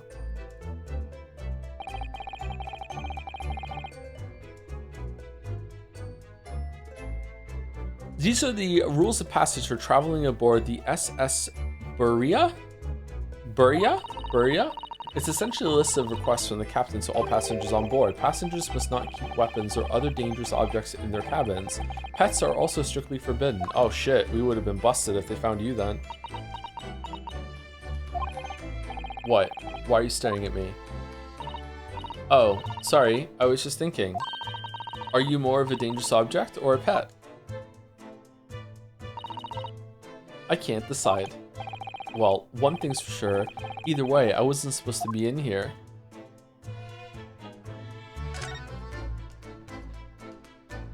Definitely Pet. There's a really good song by Perfect Circle called Pet. Probably the best song. That's my dinner from last night. A roast chicken. It was really tasty. Yes, it was very delicious, wasn't it? But did you eat it on the floor here? I'm not a dog, Susie-san. I ate at the table, of course. Which begs the question of when and how the plate ended up on the floor. I was actually ready to accept that he was eating on the floor, but Kazuma-sama didn't like chicken at all, did he? No, that's right. So he didn't touch it. Which meant all the more for me. Oh no, does that mean poor Kazuma-san spent his last night on this earth with an empty belly? It's just too horrible. Ugh, now I suddenly have a guilty conscience and a icky stomach. What the fuck is that?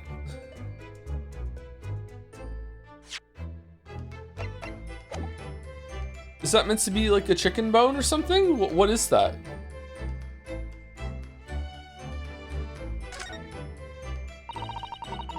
There's nothing on this table at all. The plate and cutlery are all over the floor for some reason. Yes, it's strange. Last night when I went to sleep, I'm sure everything was still. No, wait a minute. What is it? That's funny. I can't seem to remember anything about what happened after dinner at all.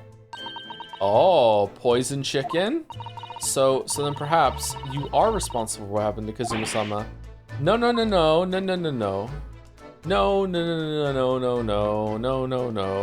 Okay, this is toppled over. Will it tell me when I've inspected everything, do you think, or no? Saegi? The Japanese word for justice. The brushstrokes are straight and true, just like Kazuma. Straight, eh? Yes, his calligraphy was always a reflection of his heart.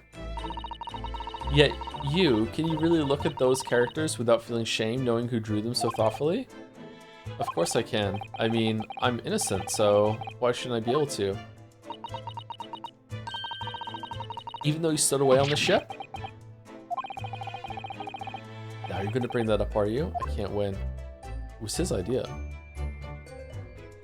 Okay, let's do sword and then we'll talk to people. That's Kazuma-sama's precious sword. He never went anywhere without it.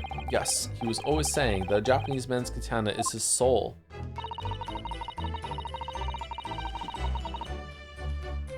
Did he say that, or was his honor? I can't remember what word he said. I believe he had to work very hard to convince the government to allow him to bring it on this trip. I suppose it shows just how important it was to him. Now he's gone, but I'm not ready to let his spirit go just yet. Sorry, I'm taking my socks off. God, I hate wearing socks.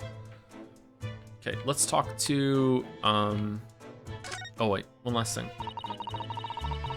When I went for help when the crewmen forced the door open, this bolt had been firmly closed. It's quite a small bolt and not particularly sturdy, and it just slides across to secure the door shut.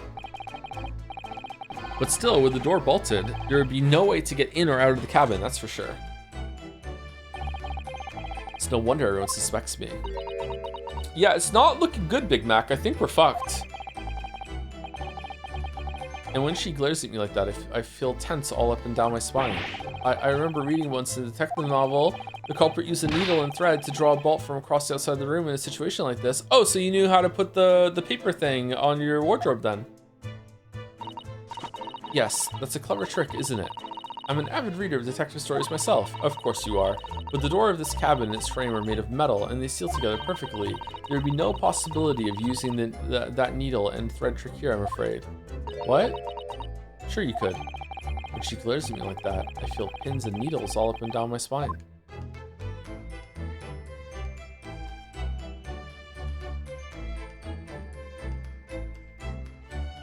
Okay, I think that's everyone. Let's talk to Sherlock. Excuse me. Excuse me, do you have a moment? Shh. This is a critical point in my investigation.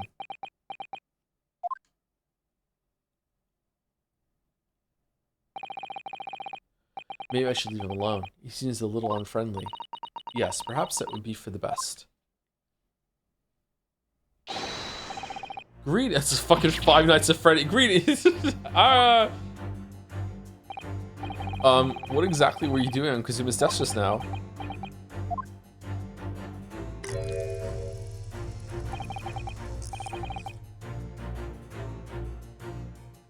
Oh, thank you to TrigV1234 for 17 months. Sorry, but I missed yesterday's stream. Have any ships started yet?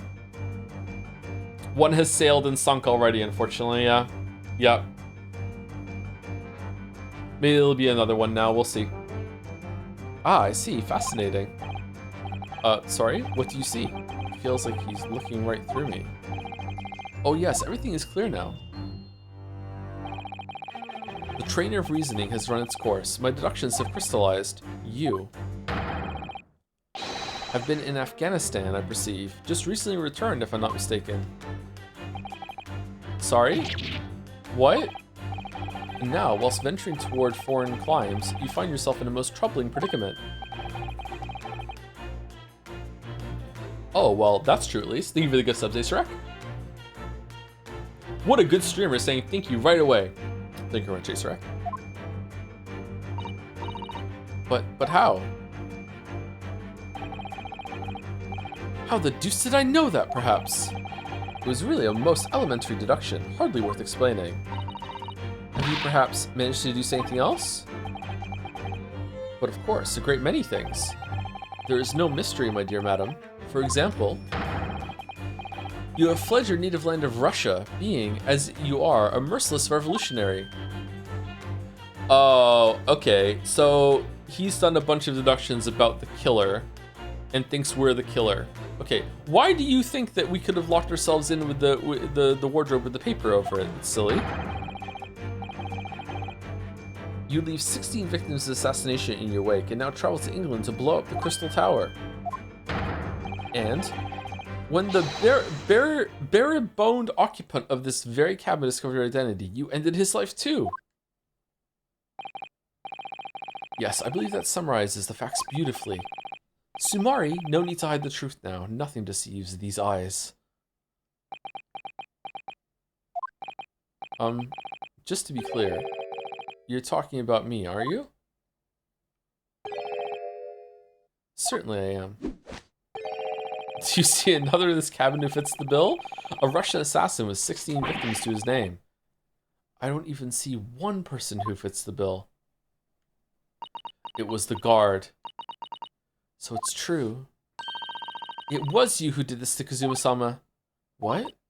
And you're plotting a revolution too. And blowing up the Crystal Tower. It's shameful behavior, Naruhodo-san. Absolutely wicked. No, listen. There's no way I... Hiya! Fucking hell.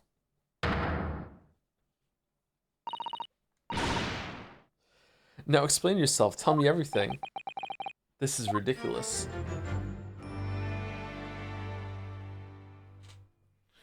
Why do I get the feeling if Sherlock Holmes was a woman, Joe would absolutely hate this character? What do you say fuck Joe for? What do you mean? I have a long storied history of loving girl failures on the stream. What are you talking about? What do you mean? How could you do it? For pity's sake, open your eyes. I'm not a Russian revolutionary, obviously. You hate Erica? Erica is the Flanderization of the Sherlock character. What do you mean?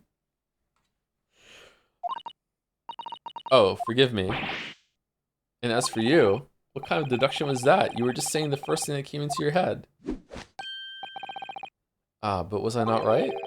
Whilst venturing toward foreign climes, you do find yourself in a most troubling predicament, do you not? Well, yes, maybe. Ha, there you have it, you see?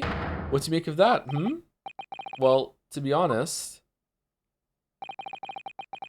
this ship is en route to England, and I'm in handcuffs at the scene of a murder. So I'm not really sure you could call it deduction. It's more plain observation. Interesting. Indeed, an observation, my dear boy, is the basis of all deduction.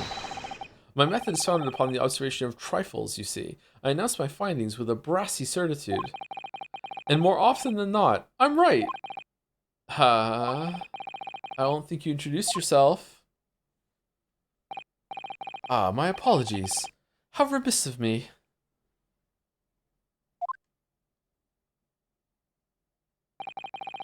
I haven't played Firewatch, no.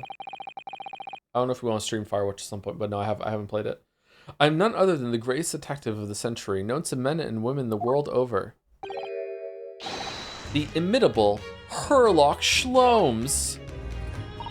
Shlomes? I want to say Shlomes. The L is moving. Sholmes. So it's really you? The actual Sherlock Sholmes? The very same. The inimitable, actual Sherlock Sholmes. Do you know this man, Susie-san? The most famous detective in the world? Naruhodo-san, of course I do. There's nobody who hasn't heard of him. What planet have I been living on, then? We must ask him what he's deduced. He will have worked out the entire case already, I'm sure. Well, this is going to be a short chapter. Really? Why do I feel uneasy about this?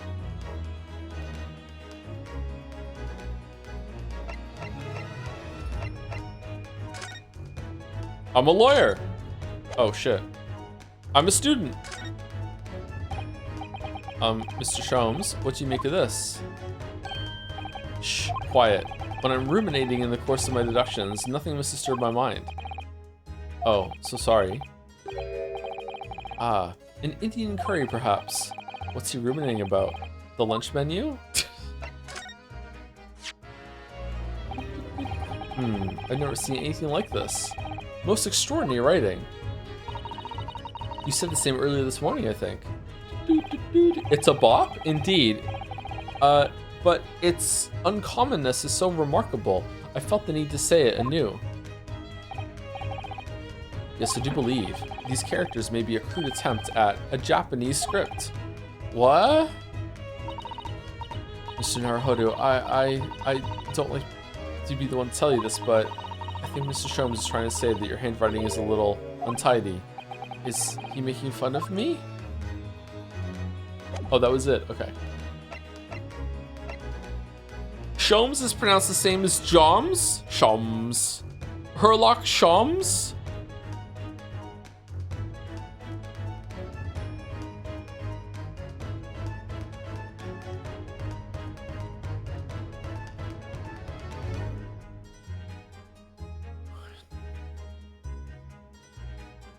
Oh, chat's mad. Well done, chatter. Well done. Well done. So, you're a great detective, are you? Sorry, what was your name again? Indeed, I am none other than the one and only Sherlock Sholmes. Oh, I see. You're German? Sherlock, was it? No, no, I have no hair. I mean, I have hair. Please call me Sholmes. You can read all about my exploits in this exciting London publication. Oh yes, Rant's magazine, full of wonderful short stories and interest articles from Great Britain. I never miss an issue. I have sent it from England especially. Ah yes, here it is. The Adventures of Sherlock Sholmes. So, you're the protagonist of a series of short stories, then? Indeed I am. And you've read so many of your own stories, you've started to think you really are a detective? I think Great Expectations was released in magazines like that, too. One installment at a time. That must have been a fucking horrible way to read Great Expectations, let me tell you. Make no mistake, I'm not the poor, deluded fellow you take me for. Your inference is backward. Backward? My trusty biographer records my greatest detecting achievements and chronicles them in the magazine. You have a biographer? Do you? Doesn't everyone? Mine goes by the name of Dr. Wilson, presently keeping shop in London. Dr. Wilson? He doesn't know? I must say, thanks to that publication, I've been fantastically busy of late. What is this pose? Why, this very moment I am returning from Asia, having solved the mystery of a cursed royal crown. Really? I can't work out whether I should take this man seriously or not. Deduction, you see, is to me a science, logical reasoning in its purest form. A science? Really? The astute observer notices even the most subtle of reactions in the subject. A furtive glance, a twitch of the muscle, a slight inclination of the posture. Fingernails, arm sleeves, furrows of the skin. All these things are data. I can't see the word furtive without thinking of the pygmy. So I guess they were wrong, huh? Right. And the trained logician makes deductions from this data in the blink of an eye.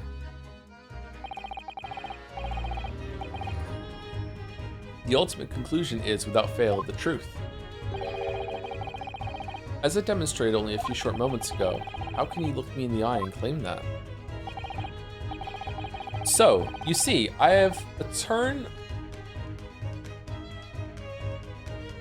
turn both for observation and for deduction and fame. A turn? That is what makes me the one and only Herlock Sholmes.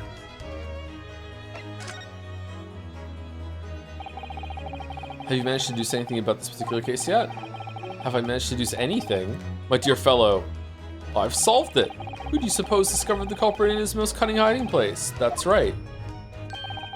It was none other than the great detective before you now, Mr. Herlock Sholmes. Ah, I see. In other words, Sumari. The rare internal monologue, Sumari. I'm in these now because of him. When I became anxious about Kazuma-sama this morning, I summoned all of the crew members to force the cabin door open. All of them. And I concealed myself among the number, gaining entry to the scene of the crime. Yes, luckily for everyone, the great detective Herlock Sholmes is on board. And the handcuffs seem to be an excellent fit, Mr. Naruhodo. Arg. Yarg. The very moment I laid eyes on the scene, two facts were immediately apparent to me. Oh, really? Two facts, you say? Number one, Kazuma was dead.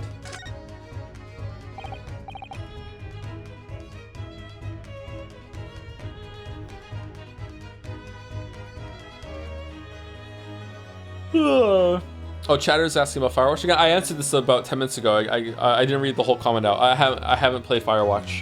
Duncan McMillan, no, I haven't. I don't know if we should stream at some point, but no, I haven't played it. Mr. Sholmes, tell us please, what two facts were apparent to you when you came into this cabin this morning? Ah, yes, but first, let us be precise. The two facts in question were immediately apparent to me. Yes, I understand. But what were they? Allow me to elucidate. Good word. The two facts I deduced from a mere momentary glance at the scene of the crime were as follows. Number one, the cabin was locked from within, rendering escape of the culprit out of the question.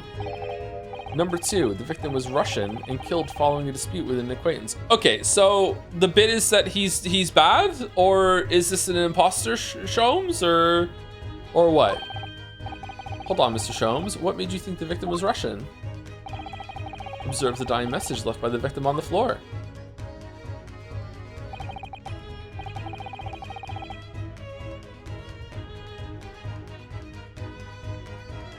Huh.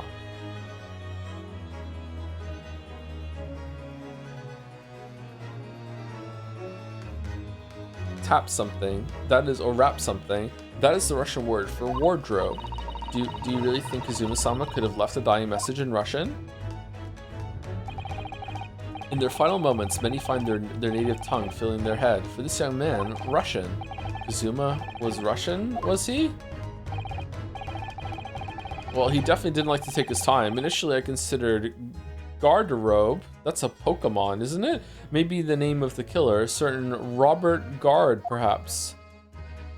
But in the interest of thoroughness, I decided it would be wrong to not look inside the wardrobe there at least. Where you found Mr. Naruhodo sleeping soundly. Quite so. I found you, the renowned Russian revolutionary killer. Why is it that I'm Russian too? I observed that you were wearing the same attire as the victim. In other words, Sumari, you were acquainted with fucking more Sumaris an hour in this game than Umineko. What the fuck? And if my memory serves, that outfit is the traditional dress of the Russian people. Our school uniforms are the traditional dress of the Russian people? I had no idea. And I had no idea a detective could get something so wrong. I took a photograph of the victim and the message that I might analyze him for possible hidden details. He has a Polaroid camera in this day and age? This was taken immediately after the young man was discovered, before the body was removed. Yes, Kazuma had already been taken away when I woke up. This is the first time I've actually seen him like this. Fucking hell, this is sad. So someone posed his hand like that, or what? Or like in his dying thoughts, was he like, you don't want to fuck with them? I know one Russian word, and in this situation, it's a banger. Here I go. Get fucked. Are you alright, Mr. Naruhodo? Oh, yes, thank you. The photograph of the crime scene has been entered into the court record. The Russian word for wardrobe in purple ink. It would appear to have been written in the victim's final moments. Can I ask you something, Mr. Sholmes? What, pray? You mentioned Russian before as well, didn't you? You know, when you said I was a fearsome revolutionary fleeing from Russia and all that. Ah, yes, the train of reasoning that led me to the truth. Would you mind explaining that train of reasoning to me, do you think? Okay. Wardrobe, certainly, if it interests you. How many times? I'm not Russian. I don't speak Russian. You speak a little Russian. Can we talk about your deduction before? The things you concluded about me, I mean. Ah, the now famously accurate, troubling predicament you find yourself in. Actually, it was the other details that I was more hoping to discuss. You know, the merciless Russian revolutionary and assassin of 16 part. Ah yes, the more sordid details. It was a fairly commonplace deduction. Here we have this morning's paper. The main headline reads...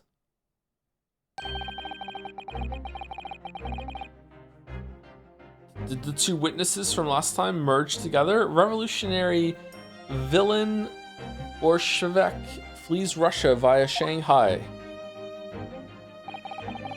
This vessel made a port call at Shanghai yesterday, and last night the young Russian was murdered. Since when was Kazuma a Russian? It sounds like Mr. Sholmes has concluded he was Russian because of what Kazuma-sama wrote on the floor. It was a simple act of reasoning to realize that the culprit of this crime was the same merciless revolutionary. One who would kill the very man who helped him to escape after his true identity was discovered. Yes, you. Villain Bolshevik. Bolshevik. No, how could it be me? I don't look anything like this man, just look at his face. Disguise. Well, you are a fearsome revolutionary after all. Therefore, you have no doubt learned to revolutionize your appearance as well. He's got a point. Ugh, please. And might I add, your name does not appear on the ship's passenger list. Need I say more? Well, that's because I'm a stowaway. What about the other details? The 16 victims of assassination and blowing up the Crystal Tower. Ah, yes, the journalist clearly interviewed the man and printed all those particulars in the article. The deeds the man has perpetrated, thus far, and those he is plotting. Perpetrated. Yes, everything about this revolutionary Bolshevik was included. There can be no mistake. This music reminds me of something. A Chrono Trigger song maybe? Do revolutionaries usually agree to interviews with newspaper reporters, I wonder?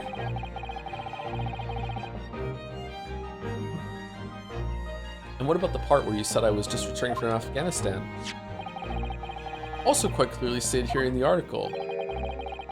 Bolshevik is recently returned after a period of subversive activities in a war-torn region of Afghanistan.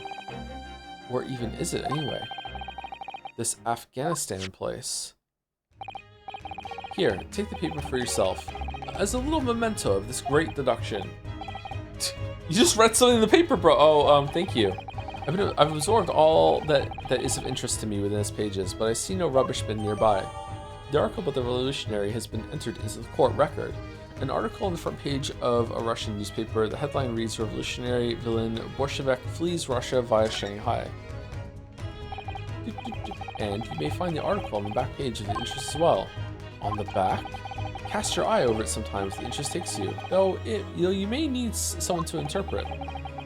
It's all written in Russian. Couldn't hope to read it. But I suppose it wouldn't hurt just to glance at the article. There might be a picture or two.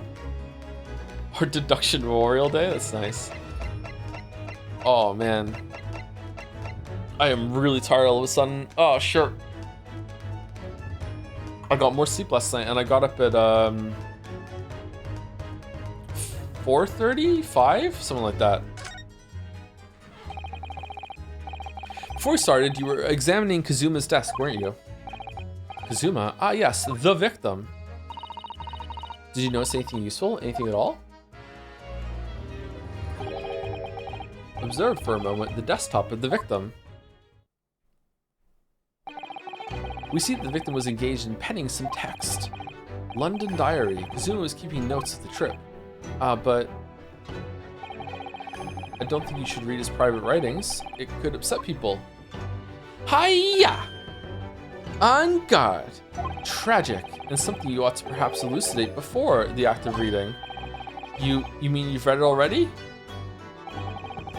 It is my business to know what other people do not. Yes, believe it or not, I know a smattering of Japanese. Oh, I see. Well, you're about to know what a Susie takedown is. Susie-san, aren't you going to throw the detective with one of your trademark takedowns? I'm sorry, Naruhodo-san. What on earth do you mean? Life is unfair. Anyway, to return to the matter at hand, namely, this diary belonging to the victim, it would appear the final sentence is incomplete, as if the author were cut short. Tell me, what is the nature of the writing? Pray, be precise as to details. Oh, but I thought you knew Japanese. A smattering, dear boy, a smattering. Sayonara, bonsai, Mikado, nado, nado, I trust you're suitably impressed.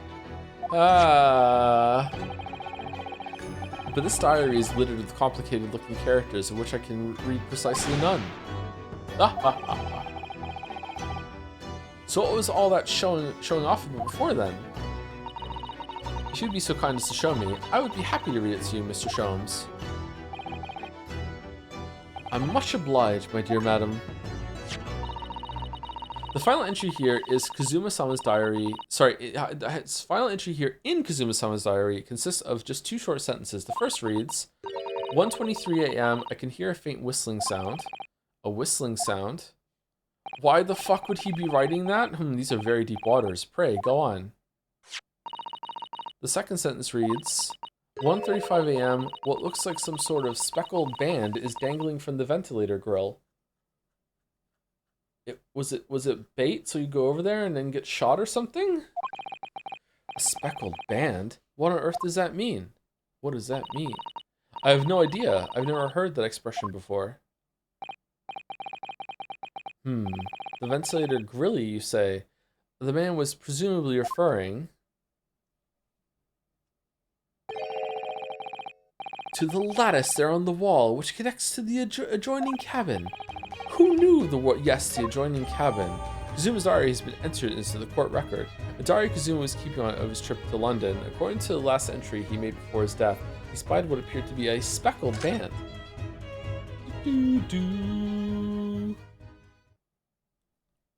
This is another long scene, so I believe I've given you enough to consider for the time being at least. Do you have somewhere to go? A tea appointment. As it happens, the victim's writings in his diary have piqued my interest. I wonder which wardrobe Brett is hiding in right now. The matter warrants further investigation, I believe. And if I am still too long, if I'm still too long, the seasickness takes hold. There we go. Okay.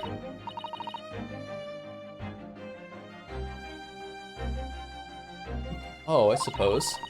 You're thinking of investigating the cabin next door, which the ventilator connects to? Great detectives are a curious breed. Our minds rebel at stagnation. We crave mental exaltation. So, yes, I intend to investigate. Hence, the truth will become clear soon enough. Do you think perhaps that we could go with you? No, that would be somewhat complicated. What? But why? A simple glance at your wrist should reveal the answer. Oh yeah, the handcuffs. Oh, these. After all, you're the prime suspect in this matter. No? Prime suspect, what? There's no point trying to turn it into a question. You're the one who decided I was the culprit in the first place.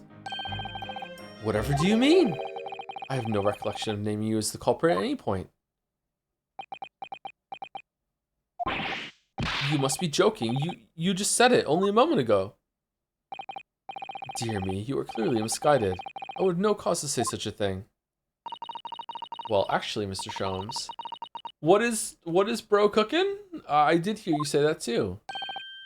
You're quite sure? Well, that's very strange. Huh?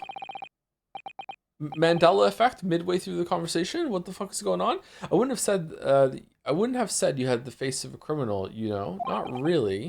So what, were you looking at my knees before? Some great detective you are. Well, anyway. Sorry, I have to sit up a bit. Well, anyway, that was then and this is now. What do you mean? What I mean, sir, is this. You are the culprit. If you are the culprit, then you must play the part more convincingly. Roll over and accept your fate. Now he's just being plain rude. Kazuma in cosplay says what? And off he goes, having just laughed in my face. His sense of humor is as twisted as his name. Naruhodo-san, what are you just standing there for? You must go and investigate the cabin next door as well. Aren't you forgetting something? What about these? Hiya! After Kazuma-sama spent his dying moments struggling to leave us a clue, you're willing to give up? You're just going to roll over and accept your fate?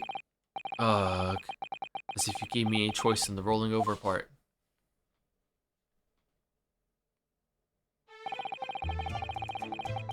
I think we still have some investigation to finish off in here first, don't we? Let's carry on examining what we can in this cabin while we wait for a chance to slip next door. Good idea. The situation doesn't look good for me, but there are still things I can do to help myself. And I owe it to Kazuma to do everything I can to find a way out of this and bring the real culprit to justice. Is that? Is something wrong, Naruhodo-san? Oh no, it's just that crewman standing by the door. I can't help feeling like I've seen him somewhere before. Oh, it's the inspector. Yeah, oh yes, you're right. He does look familiar. Excuse me, sir. Yes, what can I do for you?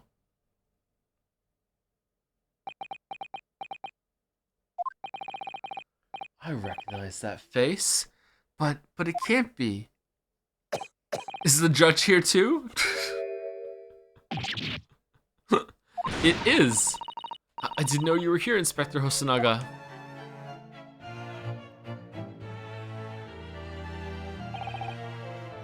Hello again. What are you doing here?